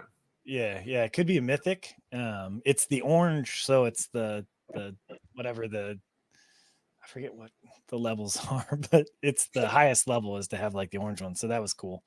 And then this is the game I wanted to play. This is a new game. Hold my spear. Hold my spear. And the game. And this is just some graphics that I quickly threw together, but you guys get the idea, right? Like I'm doing a play on Hold My Beer. This is Hold My Spear. And what I have over here is, I've blacked out like the hands, the offhand and the main hand. And in this case, these are your Spartans. So, I figured it'd be easy, but all I'll do is ask, because not every Spartan or Battle Bunny that holds a spear has a spear. So, is this guy holding a spear? Yes or no? I'm going to go yes. All right. I'm going yes too. You going yes too, BBS? How about you? Yeah, I'll go yes. All right. You guys are correct. It's got it in the offhand. Phew, I thought he was in one of the top 2, so I was wrong with the one I thought he was in. Far out. All right. So next one. Hold My Spear. Yes. Yeah, he's definitely Yeah. old one. Yeah, definitely. Yeah. He doesn't have anything in the offhand though. Like, did you notice that? Yeah, like, or actually, the main hand I think is the one that he doesn't have anything. And I don't know if that's a rare trait or not. He's saying charge. Yeah, He's gonna He's a fighter, so he can fight at a distance and he can fight close hand to hand. Yeah, exactly. That's the one you got to worry about. Yeah. He's like the Hulk Spartan. He's like. Mm-hmm. Oh man, you can see it. I didn't notice that as I quickly put this together, but yeah, you can actually see on this one he's holding a spear. So but this guy's I'm gonna got say two yes of for them. that last one. Yeah, this guy's got two spears. So these are the type of games that we're going to play in the second season. We haven't talked about this yet, but we're taking a break, and when we come back in the second season, this will be one of the new games. I'll have better graphics, for the hold my spear thing. But perfect. like, I don't know. You don't need to be better than that. That's great. You don't. It doesn't need to be better than that. It doesn't need to look like a real can. But that's yeah, perfect. All right, how about this one? Hold my spear. I'm gonna say no. Yes or no? Yeah. No. You guys are saying no on this one? Well, you can see one of them's a shield, so the other one, yeah, you'd have to, like, you can see the shield on this guy, but this is actually the King of Kings, the King Leonidas that B-Hit holds, the highest ranking. So yeah, he has no spears. He's a shield and sword guy. How about this guy? Yes. Is it because of this little thing over here, like the little? It blinked a little bit. So No, I think it's that little. It's that little arm. You can see the little arm. Thing right here? Is it this little thing right here? Oh, no, it's the arm. When you went to the new slide, it blinked. So it did it showed that, and then it showed the overlay. I reckon the arm. I reckon it's the arm, because whenever his arm's like that, it's a shield. It's a spear. Sorry. Watch. I don't know that, like, their arms in the same position. So you watch. If there's any more? That's it. That's the only one that and then the next game was like, originally, like, you can see that this is the old game, and this is the one that, like, I was that I created, and I think we had Joey Valves play it because I wanted to just play it because I built it. But it's the what color are ye flying? Since you're the Pirate Mothy, I figured we had to create a pirate game just for you. We won't actually play this purple version of it, but we could play the other version. And I think I fixed it. It's not glitching, is it, guys? No, it's good. Okay. All right. So this one, like, that's obviously, we talked about, this is one of yours. So, but these were all purple eye patch ones, except for Pirate Mothy. The rest of them are all purple. And you can see it's glitching.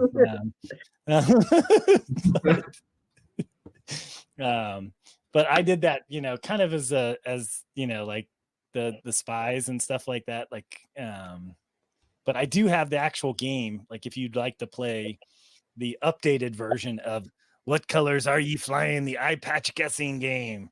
Are you up for it? Like, here's the thing. There's 264 pirates in the collection. 183 of them have an eye patch. And there are a few air ones, like I'm not including the ones that have an eye patch, but they don't actually have the eye patch listed on their thing. I think you picked up one off of GT recently, or somebody did. But roughly 70% of them. So we're not going to ask you to memorize like all of them for this game, but in today's game, these are the 4. Like, it's, either just the regular eye patch, which are 17, 8 of the golden eye patch, 7 of the pink eye patch, or 13. So you have a 1 in 4 chance on this when I show you to guess. So are you up for, 1 in 4 type of game? It's not quite as easy as the hold my spear, where it's just yes or no. Sure, let's play. Let's go. Let's do this. All right. And you'll get some help from some other pirates, but all right. Here we go. First one up. This one's Food Fight Studios. What colors are you flying?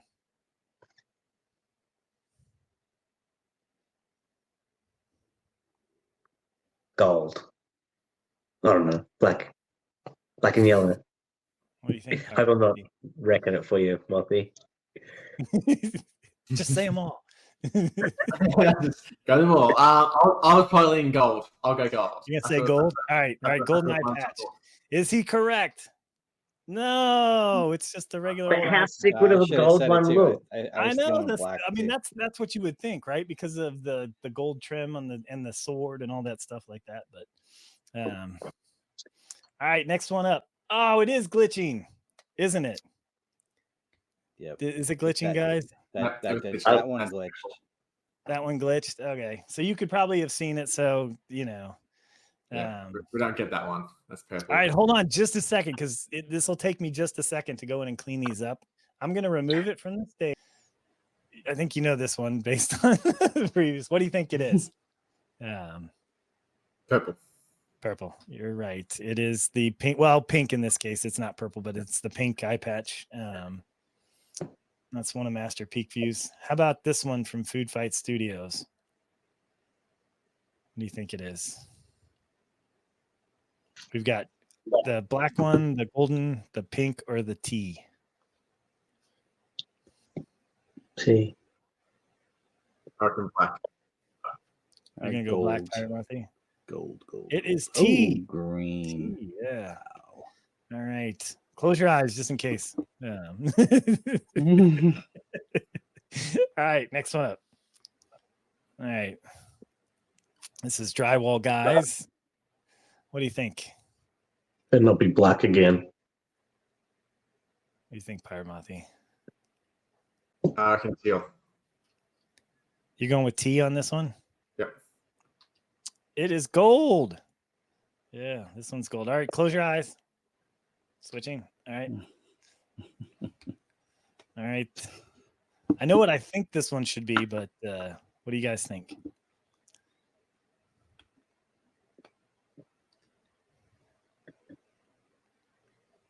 I'm going to say pink. Yeah, you'd be very smart if you said pink. Because if you look at the picture of the one that's in the pink, it's that bunny.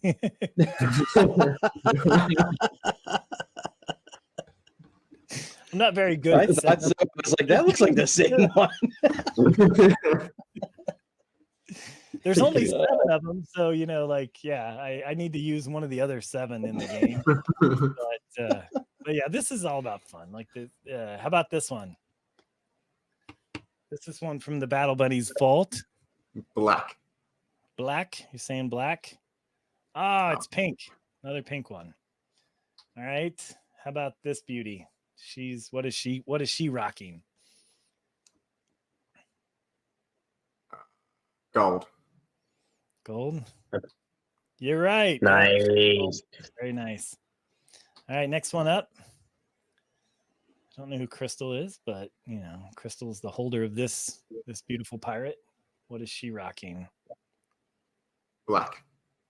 Black? It look nice black. Teal. Ah, she's another pink. Oh, okay. All right, how about this one? You can see just a little bit at the bottom, I think. But what color is that? Pink. This Black. is the Queens. What do you think? What are you saying? Teal? Teal. Black. Yes. This is a beautiful toxic. Man, I love just like this. Just the green sword, the green body, the red, the contrast, the wings. Like this one's super beautiful. All right, how about this ghost? What do you think? This is Chronumbulus's. Chronumbulus is Dan Nessel, right? Like that's I think it's got to be teal or gold. teal or gold. Yeah. How about you, Pirate Mothy? I was leaning toward gold, so I'll say gold. Gold. Ah, it's the T. Yeah, it's the T one. Or teal. They have the trait is actually T. You think it would be teal? T. Okay. But they call it T colored in the trait on MetaMask. So, all right, and that's it. That's the game. I don't think there's another game. Yeah, we're not. That's but yeah, like you can see we're trying to have some fun, play around, have some games. There's so many ways we could go, like these little like games on the show. So look forward to when we come back in August, doing more like new games. Hold My Spear will be one of them. The What Colors Are You Flying? We'll continue that. We will do some hop around kindergarten. I may just let the guests pick what they want to play. Like, Is It Narf was a popular one, but that was, I think that was popular because Luke did such a fantastic job. Yeah, we had Frank narrated. It was great. Yeah. So yeah, there's definitely some more games to be played and to be developed. I had this idea. I wrote it on my notebook like a few weeks ago, like Hold My Spear, and I was like, yeah, like I gotta build that. And I was working on it last night and didn't get it finished for us to play today because I wanted to do more with the actual can and make it look like a can of so anyways, but let me stop my screen sharing.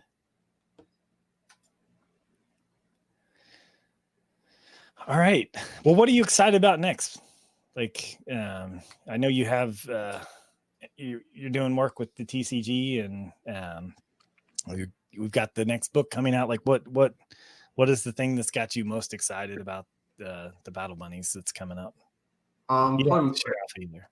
Probably both book and also the TCG. I'm excited to the introduction of new classes and see how that they play, because it's whole new different strategies in play now. So it's just go back to testing with different classes and see how the mechanics work and see if they hold up with other classes, and excited to bring more community members into having their own introduction into the novel and also in the TCG coming. So it's exciting times for us to bring new things. And then also like the squirrels are coming, so that'll be the next collection as well. So that'll be like the next mint or so coming. So that's going to be exciting too. So it's all collected, and so yes, there's some things on the way. We don't know when the next mint will be, but I'm sure that that obviously always will tie back with the story. So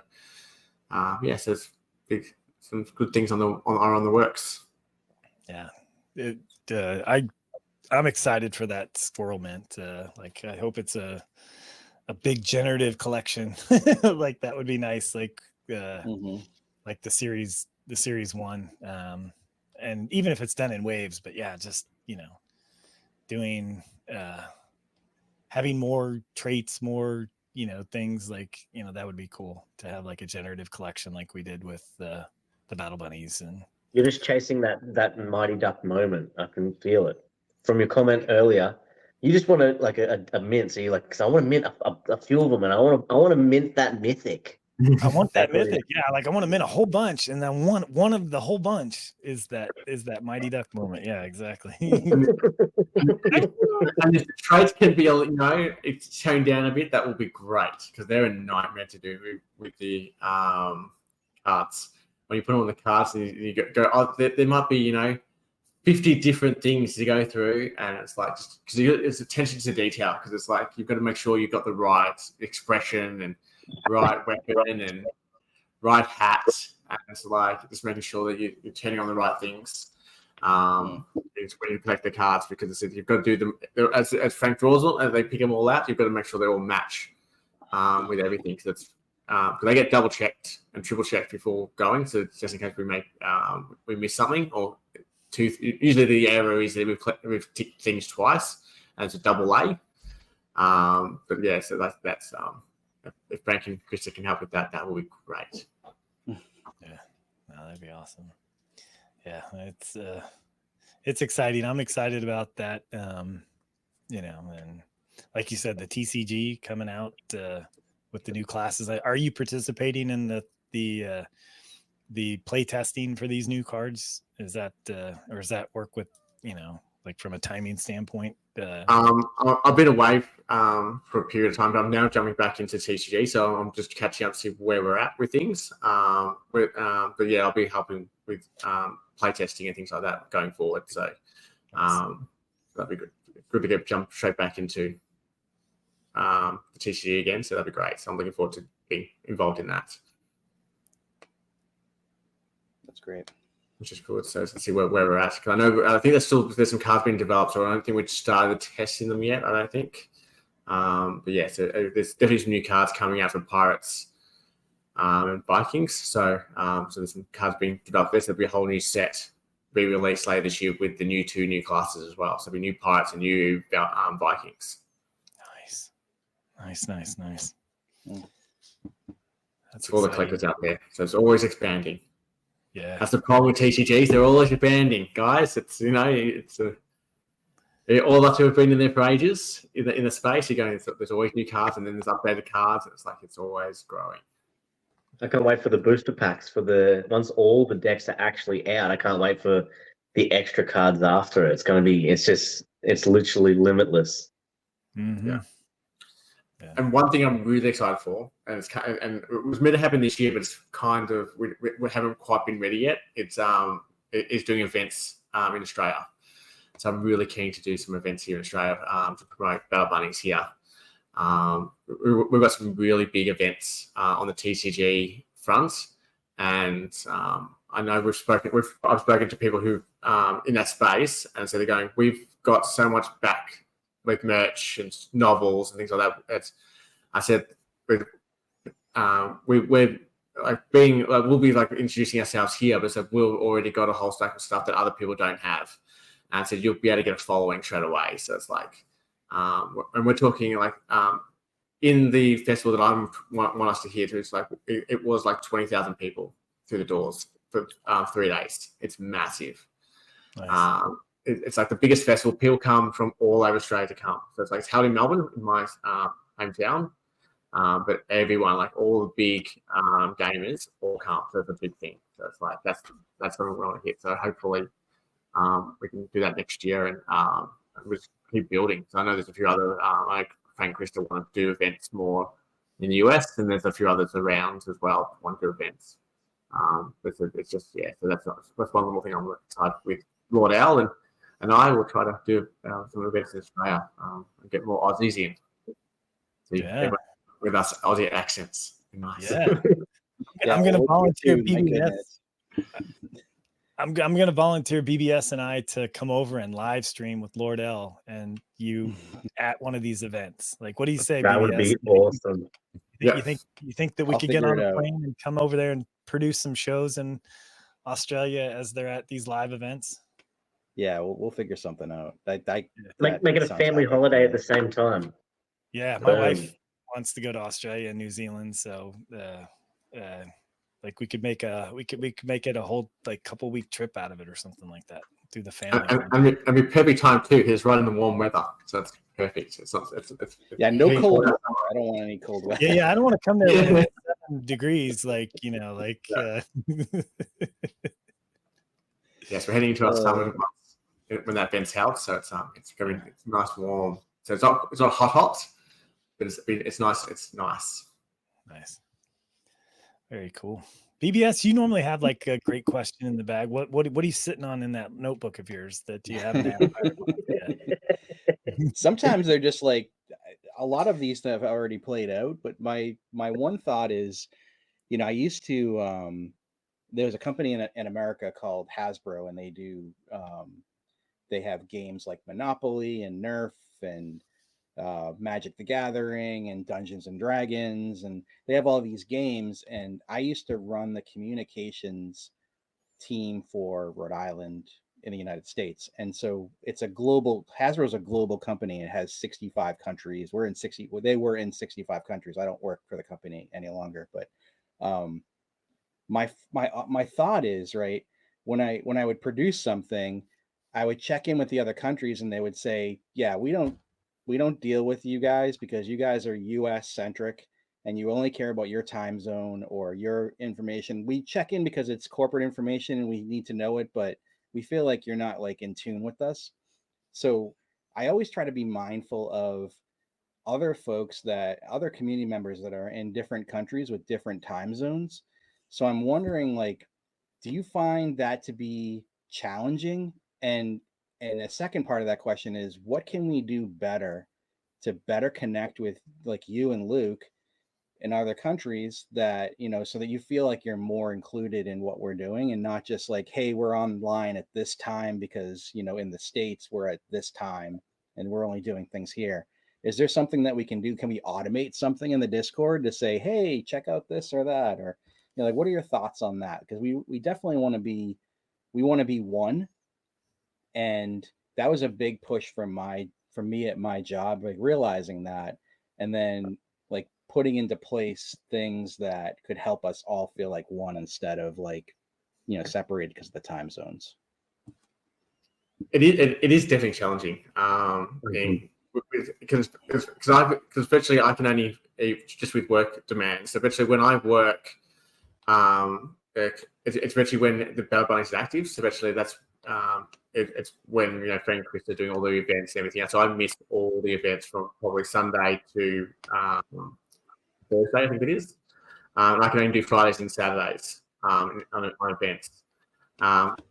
And so it is challenging in that sense that I miss out on a lot of things. But it's also good in a way that because being on the other side of the world is I can monitor the Discord when other people are asleep, for example. So it's, I can do that. But it is a little bit boring, because it's like there's not much happening in terms of community engagement, because obviously we're very US based in the Battle Bunnies at the moment.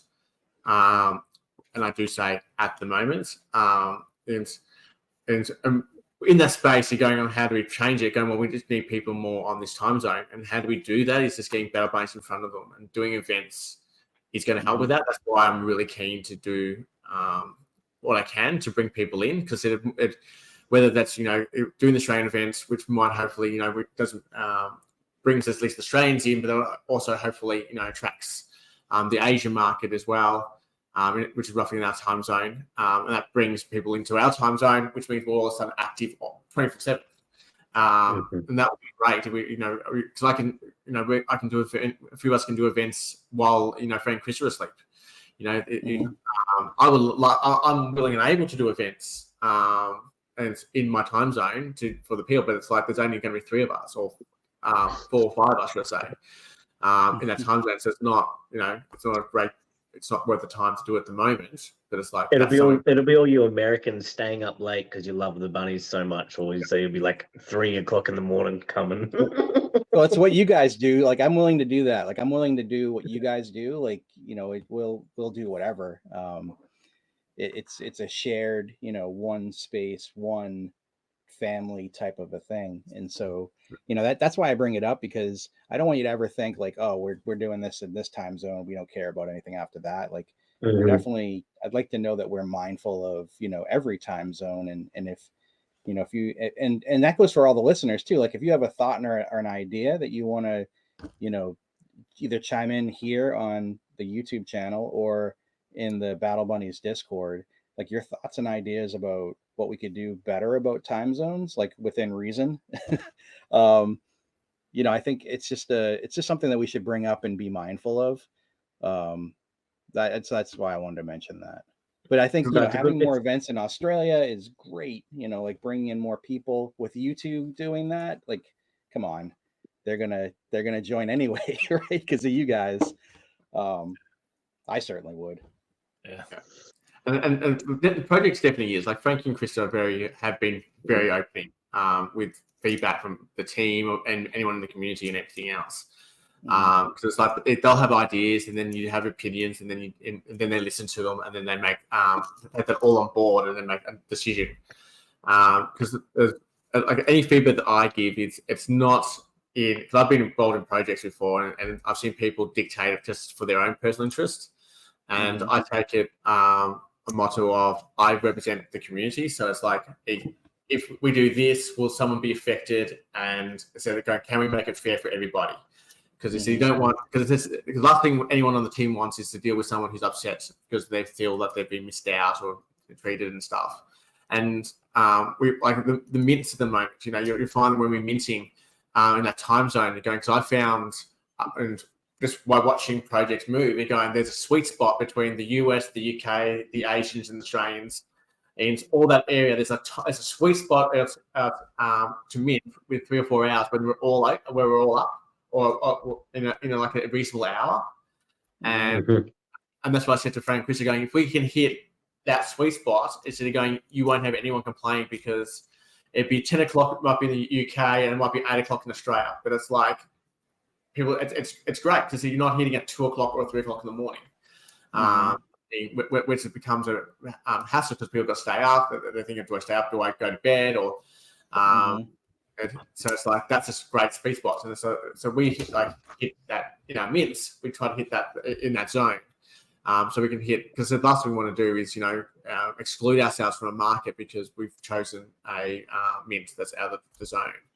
I remember when I minted the Spartans, it was 6 a.m. or 6:30, and I was getting breakfast. And I was out getting breakfast. So the time was actually pretty good. So I don't know if you guys already thought about it back then.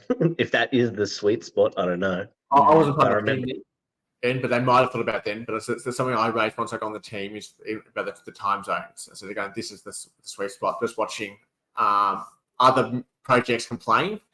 People are complaining that it didn't affect, like they said, you put a time at 3 o'clock in the morning for me. Why could you only focused on your area and you didn't worry about anybody else? Fair accusation. Which is fair. So because like, and that's where I took it on board. I go, okay, and watching the time zones, Ian's there's like that's a good sweet spot, and so then that way we're not upsetting anybody. It's no one has to stay up or do something ridiculous. Everyone's got a reasonable chance to get it, because as we know, being in the project, we're minting out very quickly. So you don't want someone to miss out just because we've chosen a really inappropriate time for someone in a region. And that's what's so good about the community is like and the team and everything else, because everything's done for and we just in the discussion. So Chris and Frank are open with the team on what their plans are, and so open to advice. And so again, we just give it to saying, okay, this is this could happen or this could happen, and then what's the best for the community, and that's what we choose. And then that's the result is. And there's nothing like and there's been feedback going, oh, this is because we're always progressive. One of the great things about the project is we're always ahead of the times. So a lot of things we do is before what other projects are doing. It's like, we've got different mints, so different images coming through for our NFTs. Not many people are doing that in the moment. And we even nuked a whole collection because we had a better contract. And we created the invading squirrels because of it. And so it's all linked and everything else. But so that was a decision to be, because we could have stayed on that contract, but it wasn't the best for what we're trying to do for the project. It's like we're going to miss out on all this extra utility we could do with the NFTs if we just use the contract and go to the better one. And that's always what the decision was. The decision is always is in the project is what's in the best interest of the holders and the community, and what's going to benefit them going forward. And it's not just us. Yes, it's going to help us grow and do all this cool stuff. But at the end of the day, it's also going to help the community out, and they get the benefit of the utilities as well with all the cool stuff that we can now offer.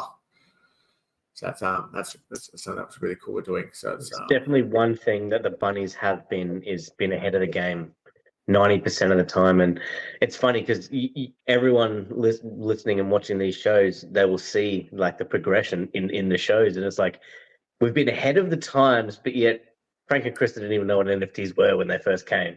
We're dropping contracts, we're slapping new contracts, but we're still ahead of the game, man. It just goes to show how much work goes on behind the scenes, because it's just people just tirelessly working, constantly doing new things, and that's the community. That's where we all come involved, because each and every one of us, we're all community members.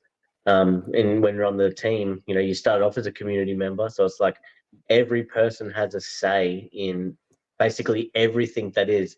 Like you said, your say might not go exactly how you say it, but it'll be taken into consideration.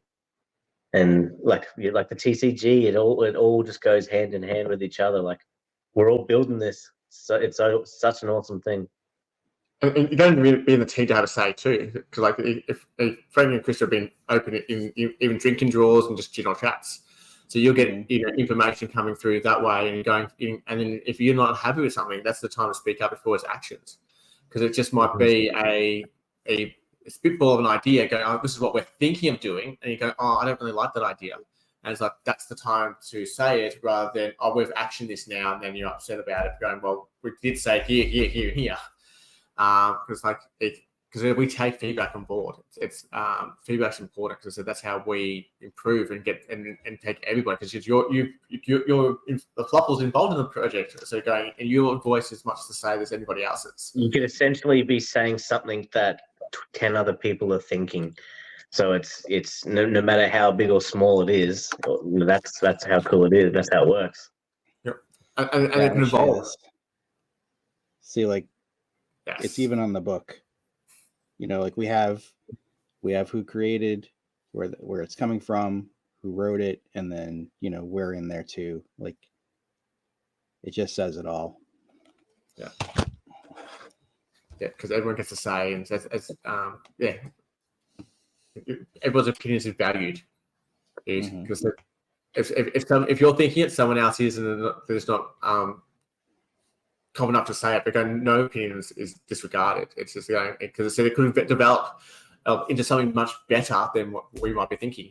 We might be thinking in one way, going, hang on, you've just given an idea that actually is a lot better than what we were thinking on the team, or what Frank and Krista were thinking. So it's like, that's, ideas are welcome, because who knows where that will take us. Because like the TCG, that started by a community member just throwing a spitball at Frank. And just Melly having a thing going, what about trading cards? And look where it is now. That's just an idea for the community. It's just like just an idea, and it's now grown into something big. And I said, and we're ahead of the game there.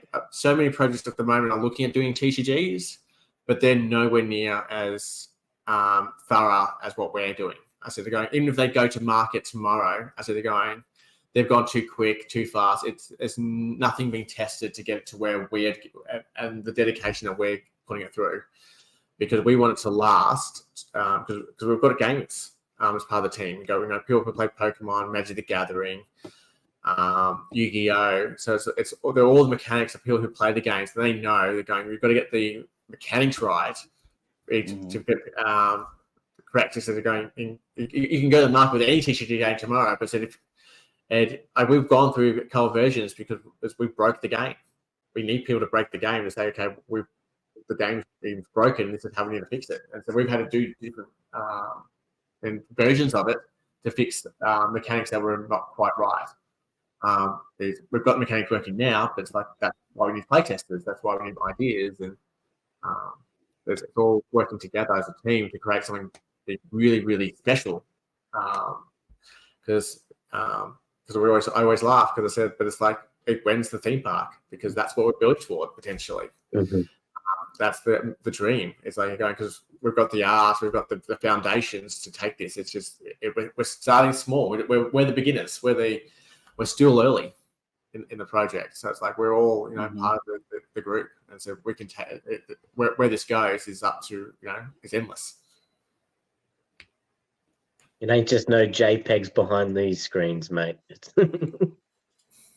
Yeah. No. Well, I guess they are, but yeah, Is there a Disney park in Australia, like equivalent? Is there some sort of park like Disney in Australia, or should we have the Battle Bunnies, like like Australia is just prime for a giant theme park based on the Battle Bunnies? Like, is that the location we should be thinking about?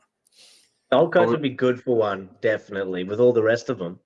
You just got all the theme parks. You got to share it around. You got to get other. Well, that's what I thought. It's like the strip. You know what I mean? The Vegas Strip. It's like the theme park strip. Yeah. Nice. But I definitely reckon Melbourne or somewhere would be more beneficial, definitely, because the population's obviously bigger, and we have got loads of theme parks where I am. So definitely one down that way. probably need one in South Australia just to give them something to actually go to that place. Look, let's not go that far. Well, you guys are there. That's a reason to go. Yeah. Well, there is talk of this year to actually having a park down here. As that's floated it as an idea, but it's whether that gets off the ground, we don't know. But Queensland has 3. They've got Dream World, Wet n Wild, and Movie World, and Sea World. So 4. Sorry. Is there another one, Luke, that I've not got? Movie World, Sea World, Dream World, Wet n Wild. No, that's it. That's it. White Water World, which is like another big water park off Dream World, but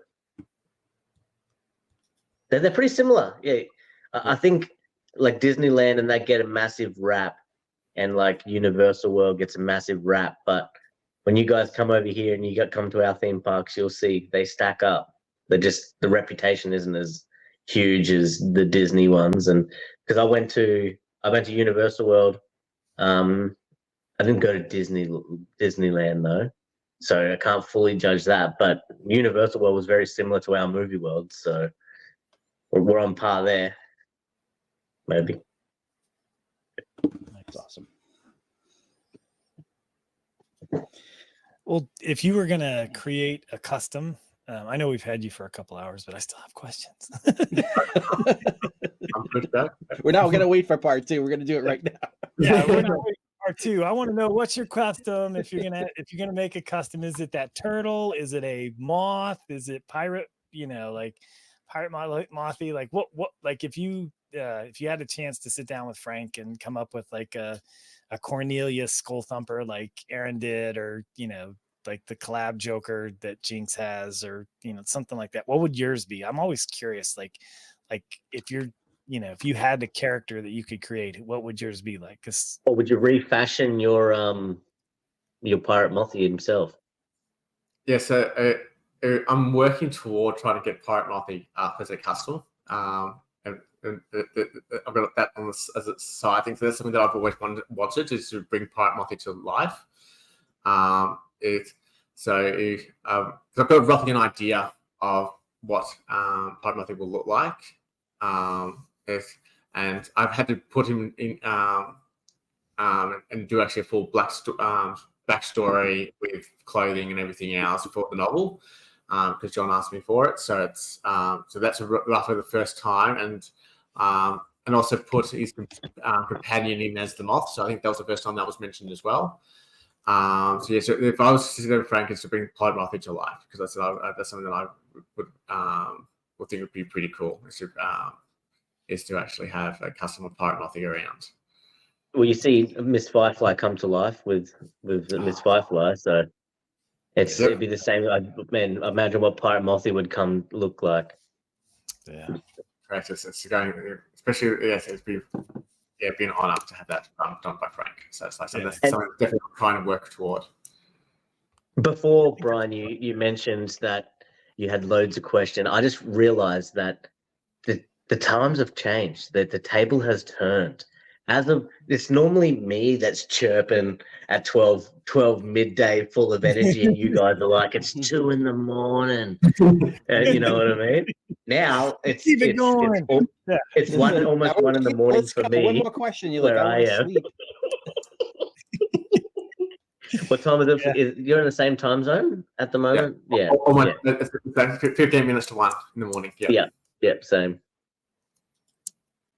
Yeah, so it's like we're still full of beans too, so let's go. Let's go. I'm tired. Yeah, I can't go much longer. I have a hard stop, but yeah, this has been really great, and an honor to have you on here, Tim, and an honor to once again chat with 2 awesome guys, Lord L and Brian. Like, this is, I mean, for us to stay on here for 2 hours, it's a miracle. He throws the pirate. Are here. He gives his fellow pirate a massive accolade, and they goes, "Oh yeah, that's right. Lord and Brian are here too." Well, I don't want you to think I forget about you, because I really appreciate every time that we're on. Every time we're on, I learn something new, and I feel like I'm that much closer to you guys. And it's just like to spend 2 hours, right? again talking about the Battle Bunnies and highlighting an awesome community member like Tim. Like, this is great. This is the best. Yeah. You say 2 hours because that's just the number that's above there, but you forgot the 30 minutes beforehand where we're. That was the gold. That was the gold. Yeah, this is just the record time, so it'll end up being about 2 hours for your episode. Well, actually, once we cut the few minutes at the beginning and that kind of stuff, it'll be right around the 2 hour time frame if we end now. But we're not going to end now because I found your turtle. I do have a turtle. Yes. I found your turtle. Here's your pirate turtle. That Great. actually looks pretty neat. That looks pretty cool. Yeah. No, This needs to be a bit more vicious. Imagine Frank's version though, because when we see stuff like this, we just imagine obviously that Frank's going to put his hands on this thing. Imagine that. Yeah, for sure. I can't wait for him to do more. Yeah, there was a bunch of other ones, but I thought that I was like, oh, I got to show you guys this. Like this is kind of the start, like the idea, but I could totally see it in our world, like a badass like turtle that because he always picks the underdog, like the underdog animals, like the unassuming, like, and he could turn it into like a battle turtle, whatever you'd call it, but I'd just love to hear what the story, how you integrate the turtle into your story. That's what I'd be more intrigued about. That's going to be vindicts on what the turtle's going to look like, really, on who he is or she is. Who knows? Yeah, like there could be a she, like maybe the turtles are ladies, like ladies. Pirates of the ladies, like in the Pirates of the Caribbean. The question will be also because we've got turtles integrated with the dragons, so that might have already been done. So it's like that might be, there might not be a special class kind of thing coming. So I did mention, I did harp on, that's how we got the dragon turtles, because I kept harping on the turtles. So it's like, that was a special one for a few of us who actually were wanting a turtle in. So that was that's how that came about. Nice. Again, just chilling around in drinking tour and just throwing ideas out. And you just got to keep saying it enough times. Yeah. It's a bit like Beetlejuice, you say his name 3 times and he appears. Yeah, Beetlejuice.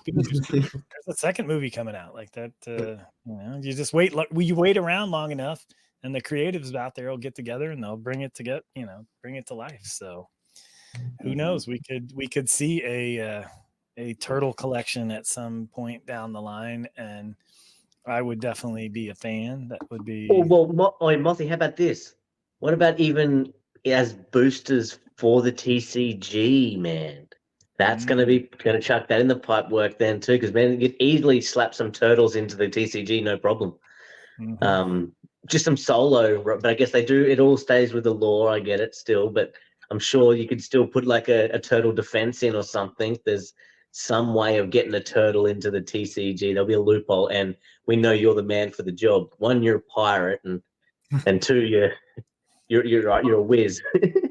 On the turtle cannon or something, maybe, or it could be.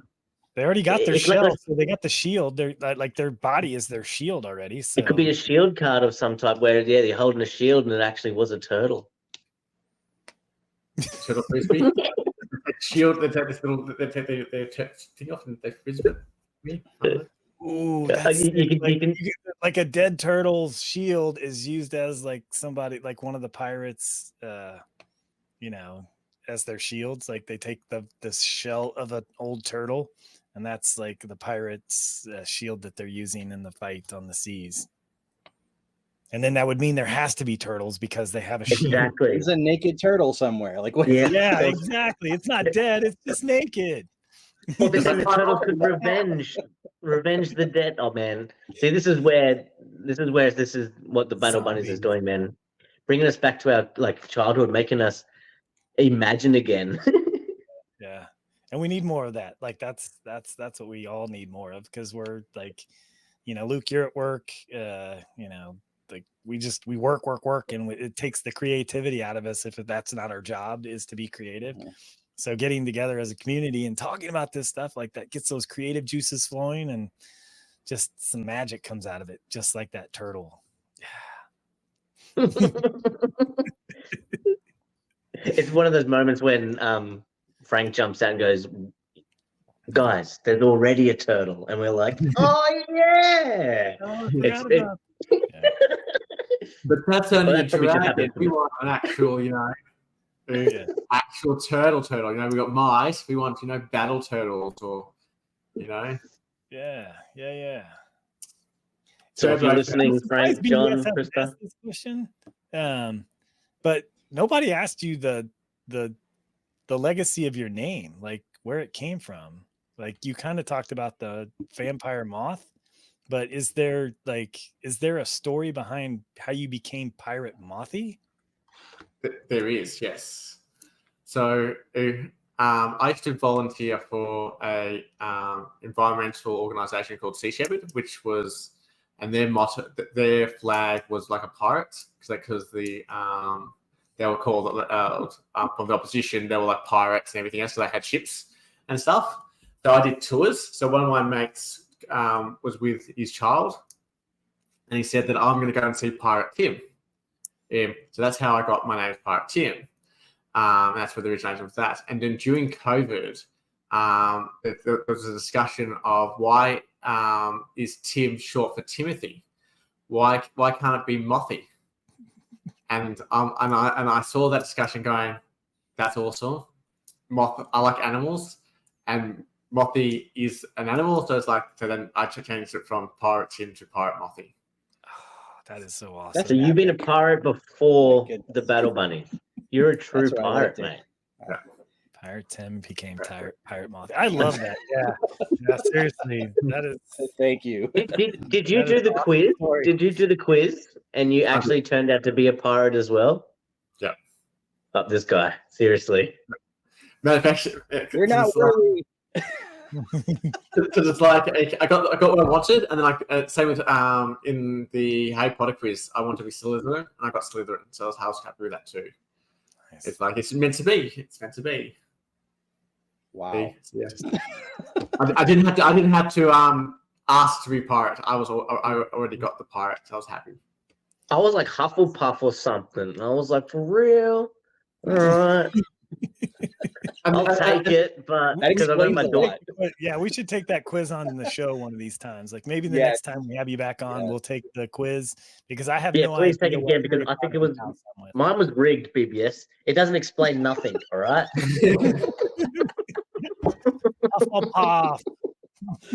That's great.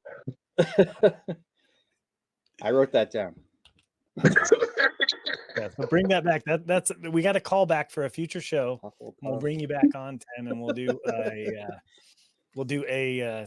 see if Lord L is still a Hufflepuff, and you know you're going to be a Slytherin, but what is BBS and I don't know what house I belong in, so who knows? Like maybe I could be Slytherin, maybe I could be. Oh my gosh, I'm forgetting all the names. Here's a new game. Here's a new game for you, Brian. What about if we get people on that are claiming that they're, like, say, a pirate, and let's make them do the quiz, and let's see what they are. But a pirate can always switch. That's the thing, Luke. A pirate can always choose to do the piratey thing. Like, it might say that you're a Valkyrie, but you're a pirate. You could be just a Valkyrie spy that's, a pirate spy that's identifying as a Valkyrie. Now I don't know what to think. Thanks for that, Brian. Now it's good. Ed is gone. You're a shaman, so your thing is like sorcery and concoctions and the mystic arts and that kind of stuff. So that could be why you're confused, because you've had a noxious concoction lately, and it's just got your mind a little off. Or am I just doing that to lead you off the track that I'm on the right? Exactly. Yeah, because that would make you a pirate. Yeah, no, because shamans also have a dark side. I mean, like they're not all just magicians and Yeah, we put spells on people. Yeah. Ritual stays down. He's just not a witch doctor or whatever. He's not just doing that stuff. He could be sly too. Pirate witch doctor. There you go. You could be like Narf the Mad, who's like all things. Like we don't know what Narf actually alliances are, right? He's all over the place. He's Sorry, everything. He's everything. you know, you got all those things in your belt, man. If you look at your picture, you're carrying a wand. You got some shaman stuff. Like, you're everything. You used to be a Viking. We know that for sure. So, yeah, maybe you're that. Maybe Luke's like that. Maybe Luke has multiple allegiances. Maybe we'll find out in book 2. Stay tuned. Get involved with the book club. Might get a sneak peek. You can write your own backstory. You can be whatever you want to be. Yeah, Exactly. and you can own multiple things, and you can have lots of things. You can be a ghost bunny like Nighthopper. I've got a pirate on the wall back there. That's my prodigy. And then I've got dark matter. You could be a light dragon. You identify with whatever. I mean, this, you be you. You can be all of them. and you can even have custom stuff as well. Yeah. Yeah. You you can be all of them and be multi-personality. You can be an object too. You could be like the Blackbird spider ship that may happen sometime in the future. Cool. Yeah. That's a custom I want to see to come to life. That's same. BBS, the Blackbird spider. Yeah. No. Well, we don't want to anything else, guys, before we wrap up. I know that BBS has a cutoff time. You guys probably want to go to sleep. This has been fantastic. Like, so glad that we got able to get on and talk. So much value in here. Yeah. Oh man. Yeah. And there's so much you haven't asked me that I thought you might ask me, and you haven't asked me. So what is it? What we asked you that we should your ask? Thoughts on the book? Like, you're in your novel hero. You're in the book. You're in the TCG. Like, what were your thoughts when you found out, hey, I'm in this book? I'm in the first book. Like, what were your thoughts on that? That was a surprise, and I was really excited, and to follow my character's journey. Because it's like I didn't know it was going to be in there. They kept it all under wraps. So I was excited to see the journey, and then now it's more finding out what happens with my character. It's and it's a running joke because it's left on a cliffhanger with my character because he lost his pants because he got tricked out of them. So it's like where's my character growth? I know it's the character will reappear because obviously I've spoken with John, and but how my character comes back, I don't know. That's something more to read into, but it's exciting to be part of that. So yeah. Well, it says a lot, Tim, because as we all know, being part of the Bunnies for a while now, that a lot of these characters are ours, right? So maybe there's a hidden story there why Tim's lost his pants. So you never know. Maybe you had a strong and noxious concoction like that. There was it was mentioned why I lost him. It hasn't worked out. Has he gotten back? Okay. So we know why. We just don't know when you're going to get him. Yeah, okay. We don't know. At the moment, he's been left pantless, and we don't know what's happened since. That's where the character is. You pants. So yeah. Okay, so we know the why. We got to figure out the when as far as. Yeah. So, am I still running around pantless? Have I got my pants back? We don't know what's going on. Yeah. And for your sake, I hope you do, sir. I hope you get them back. I know there's been floated that in the TCG whether there's Mothy's pants is going to be a card. Whether it has a special effect or not, because that's been floated as an idea. And I know Frank's definitely keen on having that as a card. I want to see the graphics on that. Imagine a crazy set of pants that Frank's going to draw. I don't know. Like cargos, what are they going to be? Like, they're going to be long pants, corduroys. Like, what do we got? It's going to be neat. Frank, you're obviously listening right now. Your head's going to be like, he's probably already got the pants already sorted. Yeah. And the funny thing is, they're going to be Aussie boardies or some budgie smugglers or something. Budgie smugglers. And Maybe the funny not for thing, Tim because it's so cold where he is, as if he's putting on smudgies down there. I'm a cargo, so I wear a lot of cargos. There we go. All right. Nice. Down here because we do a bit of surfing down here. Speak. Yeah, but it's like when that was first done in the characters, like I didn't have a detailed version of, because I obviously didn't know I was going to be in the book, so I didn't do a description of Pirate Mothy. So what's in the book was like going. At least they didn't go too much detail. Going, oh, he doesn't wear that. That's not my character, and that's where to make it better now. Like now I know it's in the book. It's like I have to do a backstory and make sure the clothing is right for what he wears. Is with my idea because it's like because I've got him wearing a bit like a long cloak, like a long coat kind of thing, and a pirate hat. So Nice. it's like it's like not a typical pirate wear, but it's piratey, but it's not quite. Feel like a spy kind of thing. He's a little bit different. There you go. Hear that? He's a spy. I said like not a spy. I said it's just like what a spy does. Whereas, but it's like he's a captain and a spy. One of BBS's crew. I know what's going on here. No, Pirate Mothy is on his own little ship. I've got him on. Do you have a ship name for his ship yet that you'd like to share, or is that in your grimoire ratings?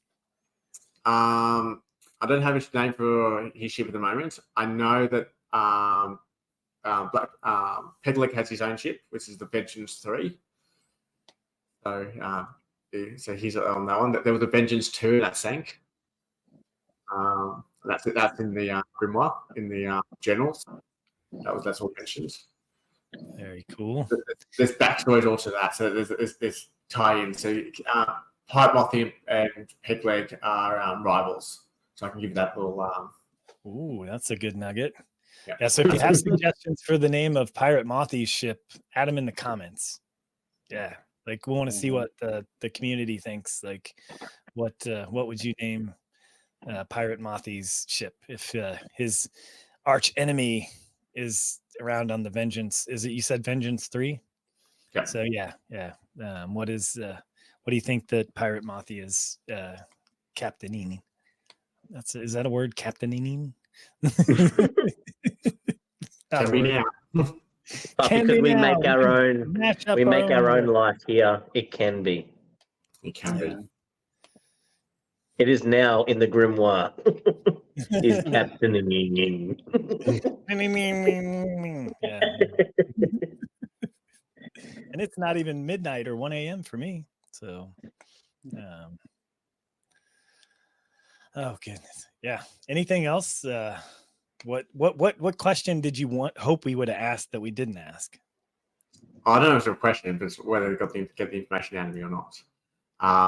So one thing that I have been doing in regards to the TCG is because obviously with any project and everything else, it's to try to be you need a historian of how things develop. So I've been tracking and I've got the different versions of the trading cards all printed out of the history. So I've been keeping track of how the sets, how we've developed from the beginning to now. So it's so I've been keeping track of how the TCGs developed from the maps that we really originally created to the cards and everything else. So I've got all the different physicals of them. That because obviously we're doing through Steam stuff. So that's like I've got them all printed out because I'm a physical kind of person with my cards. So I do all my cards, working them all out physically. Then I upload them to Steam and put them in on the electronic side so I can do it online. But it's that's how it's a dual purpose because I can then keep them as a track of going. This is what the original cards look like. And then eventually, when the sets come out, we can go. This is the final version of what they actually then look like. And if we ever do take off and become great, then we've got the history of how those cards were developed. So I've got that all in this room. I've got a little case, so I've got all that stored around. of where all those cards are. So then, if anyone, and it's a good way for friends who come and play TCG, I can show them and go, look, this is where we started, and this is where we're going from black and white, demo cards to color, and then actual physical proper sale versions. So it's like that's how we got it developed. So it's like very cool. Yeah. You basically, I told Creature this. You could release a special like collectible of the cards that didn't make it into the game. Like that could be something that, like, you do at some point in the future that true collectors would lose their minds over, because they're like, these didn't make it into the game, so I want that. That has a premium on it, because the ones that made it into the game, everybody can get because they're in the game. But like you just make it a limited release and you put out there, like, because you're the historian, like what is in and out and what was on the table that never like didn't play right or something like that. And you just make that as a special set. Like, these are the 12 cards that, 12 Viking cards or 12 pirate cards, or, a combination, whatever it is. They were on the table, but they didn't make it into the game. And, that would be cool. Like, there would definitely be a few there. Like, I know Commander Frost was pulled because it was too strong. So it's so that was pulled from the game initially. Obviously that card will come back. It's just that we've got to rework it to make it rework the mechanics. And that happens with all trading cards games. Is that they'll have cards in there, and then they realize, oops, we created that too strong, and then they ban it and can have a ban list. So then it's like that comes exclusive too, because then you've got that card, so they're going, it's now banned because it's so powerful. And like that will be reworked again, but it won't be as powerful. But you got that rare one that no one else will get, so it becomes a rare as a collector's piece. Yeah, kind of like when they released that Lord of the Rings card, and somebody offered like $2 million or something for that. That was a special in the pack, like the one of one. Like, you could do that with the band or the controversial cards. Like, you could have like, put them into a booster pack and make the booster packs more valuable, because like these obviously they wouldn't be eligible for gameplay, in the IRL events, but you could have them as, extras that add value into the booster packs, like the banned CO Frost card or the controversial, whatever. Man, such cool stuff. Yeah, or anything in the first edition, like, so, like that's why sometimes you'll get this is sealed, right? There's going to be a couple of cards in the first set that through time are going to be like, whoa, we can't have that in this. We can't have that replayed because that's too powerful to add this hero with this combination of new card that just came out. Like, it can't be done. So that's why, collectors, some will grab the first edition, not even open it. And then we have the ones that, first of all, let's look at this artwork. Like, goodness, you open this, it just doesn't end. Like, you have this, right? Like, all sides are just ridiculous, thought out detail, all the way down to the book that like Krista and a few others like went and did with the guide. Like, you open it up, it's just endless detail and art. And I've got that in like as a printed copy too. So it's like I've got the guide when we were testing and having it as a printed A4. Yeah. So it's like, I've got to go, look, this is our demo version of it. Mm-hmm. And this is what we used when we were testing, and then it's like, here's the proper version, bite size, we shrunk it right down. But it's like, that's what we had, and that bound at the first edition a pack that there's an error in it, so it's worth a lot. It'll be worth a lot. So with the shrink wrap of the cards, they're meant to be 50-50, but they're not 50-50. They're 51 and 49. Nice. You have to find the card that belongs. I think it's the pirate one. There's one pirate one that's over. Yeah. Because I worked it out when I was doing the I was putting them all in the sleeves, and I put them all on one side and going, how am I having 51 Vikings and 49 pirates. This doesn't make sense. And then I went back and did the check. There's a pirate in there that shouldn't be in there. And there's like shark bait too. That's in the Vikings deck. It's is it a shark bait? Yeah. So the shark baits, because you look at it, you're like, this is a pirate card, but it's not, because you get to look at the border, and the borders are different for each set. Yeah. But that's going to make that set valuable too, because it's just in the processing of when they were the manufacturer did it. Is for some reason they just did 51 instead of 50. So it's like, that's going to be, those little things. It's those little things you pick up that it's going to make that set valuable. It's first edition anyway. It's going to be worth heaps, but because it's an error, that's going to be worth it for collectors. That's going to be, if they didn't know that exists, and you've got it shrink wrapped. Yeah, that's going to be worth some if it goes well. It's like that's going to add even more, because there's definite an error in it, because people want that definite last one. And we have the provenance now because we heard it here that exists. And then that'll ultimately make it into the ultimate guide produced by us, the Ultimate Fancast. Yeah. It's not secret, but it's like because we did open it up. It's like, it's got number 1 on the card. Like the ones that are being sold now, I believe, are the second edition, the silver edition. And then so we're going through a lot with the second book, which could lead to rewrites of the first book. So like the first book is worth picking up because it's going to be the first edition of this book. And no doubt there's going to be additions. They even changed to make everything make sense. Like, hold up your book again, BBS. Like, it has the green, the reorder, the Battle Bunnies and the Unlikely Spartan is now in orange. So they recovered the second edition, or the second printing. So if you have a green, and I don't think I have any that have the orange. This is the hardcover. Yeah. But that's what I heard is, I think, like, if you look at like on Amazon or one of the things, I think it now has the logo for the Battle Bunnies in orange. If I'm remembering correctly, but I could be wrong. But I thought I saw that or heard that. Maybe I should just pull it up.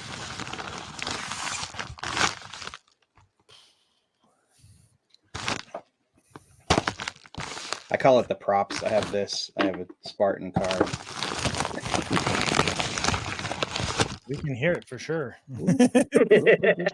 Yeah, I have these. My plan is, because I have a case with in the US we have our thing is like baseball and basketball, and we have our sports, and one of the things I follow is in the US is baseball, and so anything before 1950 or 1955 is what I'll collect for baseball cards, and I have a case of those cards, and my plan is to have that case next to the case of Battle Bunnies cards, which will be behind me when we film, and for both cases, and just to show like what I value for baseball, like these cards that are coming out that we're getting, like that Tim, that you've worked on, the Ghost Bunnies and the Light Dragons, and then the Spartan card.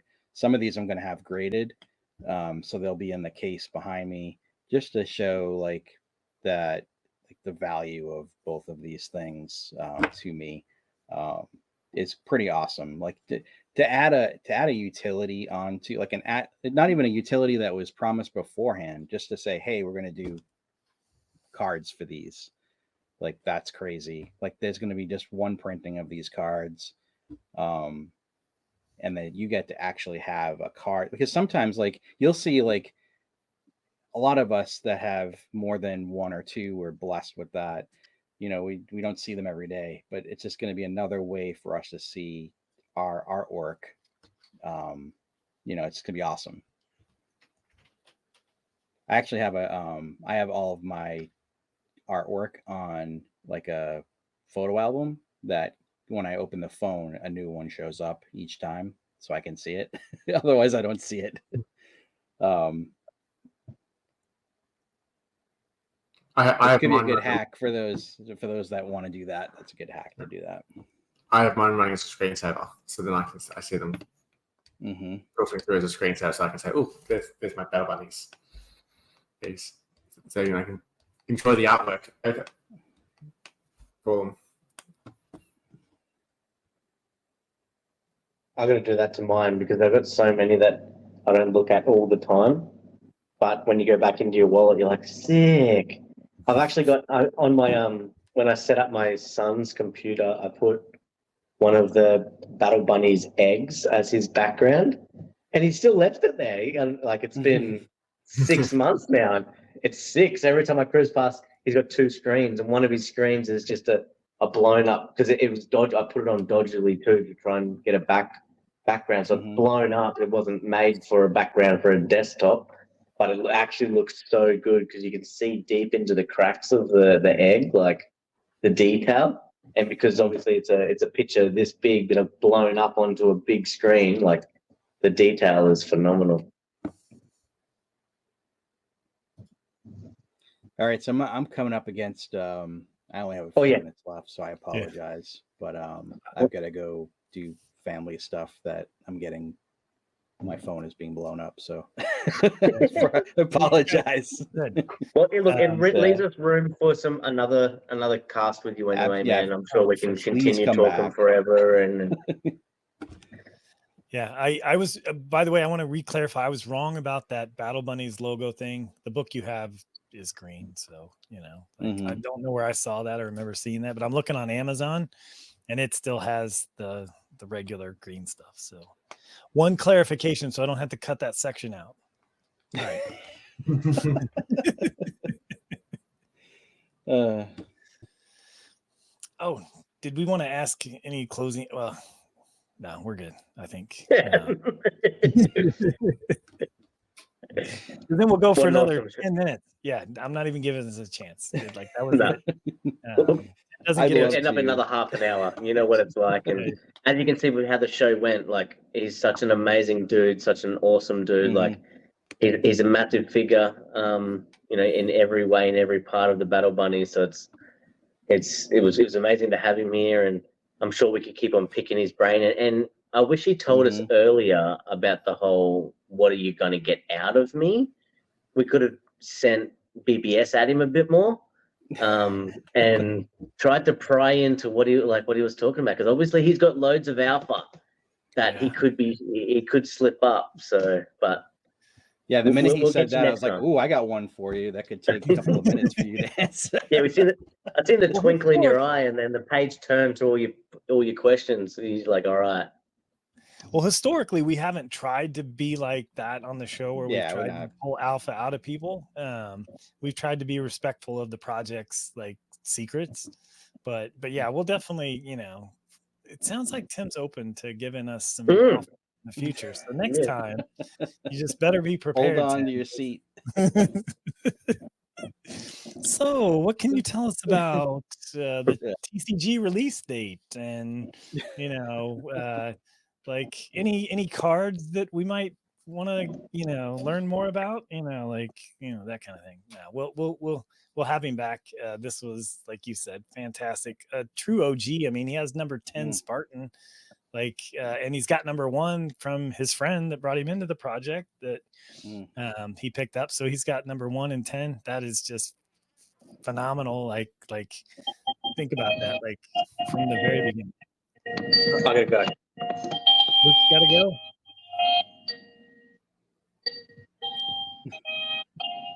Take care. That, sir, is a record of how much he's been on the show. Yeah. Thank you. You saw it here, folks. Lord L is on call, and he got called. So we're dedicated. He did not rug. He did not rug. He was called to work. He's got somebody to help.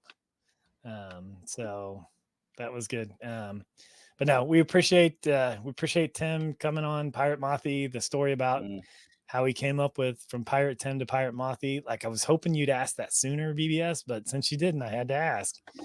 So it's on there on my name on your list. Yeah, I see it. There it is. Yeah.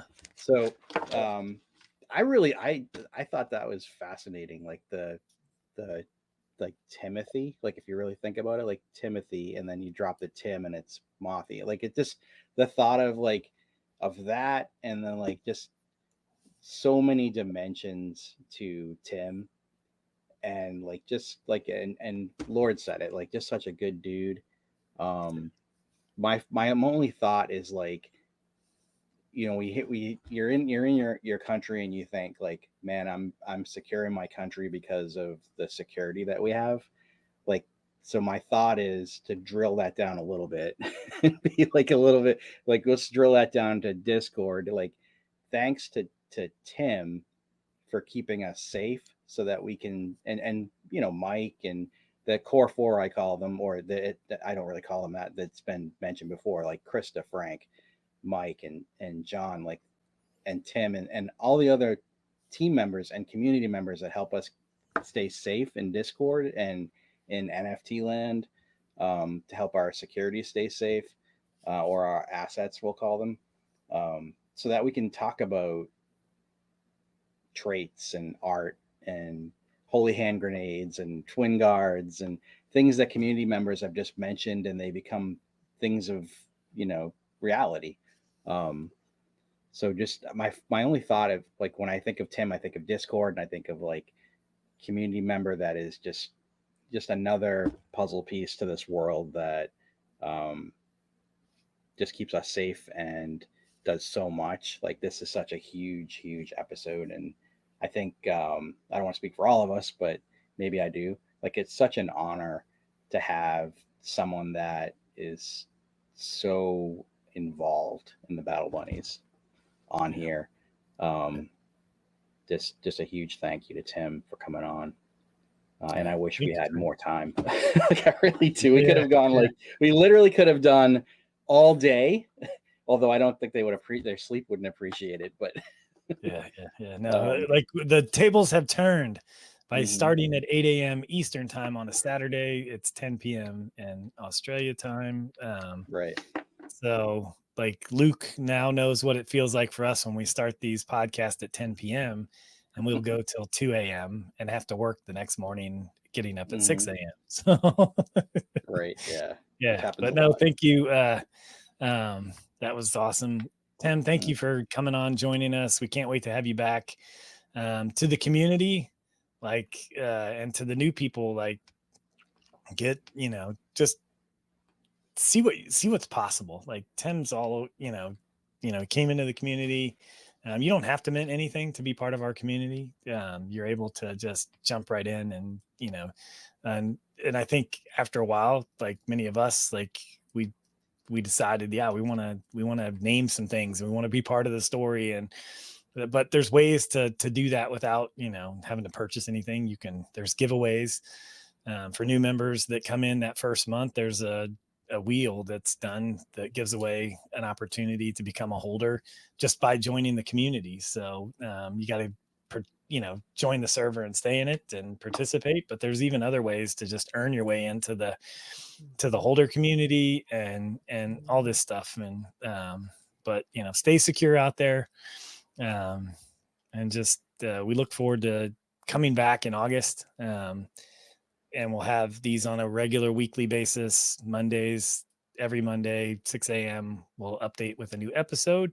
But for the next 6 weeks, we're going to take some time off. And we're going to do interviews. And if you haven't been on the show, please contact BBS, myself. There will be some special shows. Like, we're going to do some updates from Creature. We're going to do an update with John, and we're going to do an update with Mike on the technical stuff. And we're going to do an update with Frank and Krista. But those will be outside kind of the interview format. It'll more just be like, giving us some information. It'll be off schedule. It won't be on Mondays. But so look forward to that, and some other special stuff that, kind of individual shows that we can throw in there. Ask me anythings, that kind of stuff. But we're building up the book of interviews. So look forward to that when we come back strong in August ahead of the Richmond event. So that's in October. There'll be the Seither Chronicles 2, second annual, all kinds of stuff this fall. So we look forward to coming back then. But thank you for watching, and stay tuned to see what drops on the channel.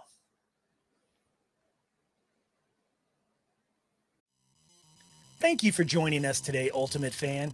BBS, Lord L, and Brian, that's me, do hope you enjoyed today's program as much as we did, where Ultimate fans like you are the stars of the show.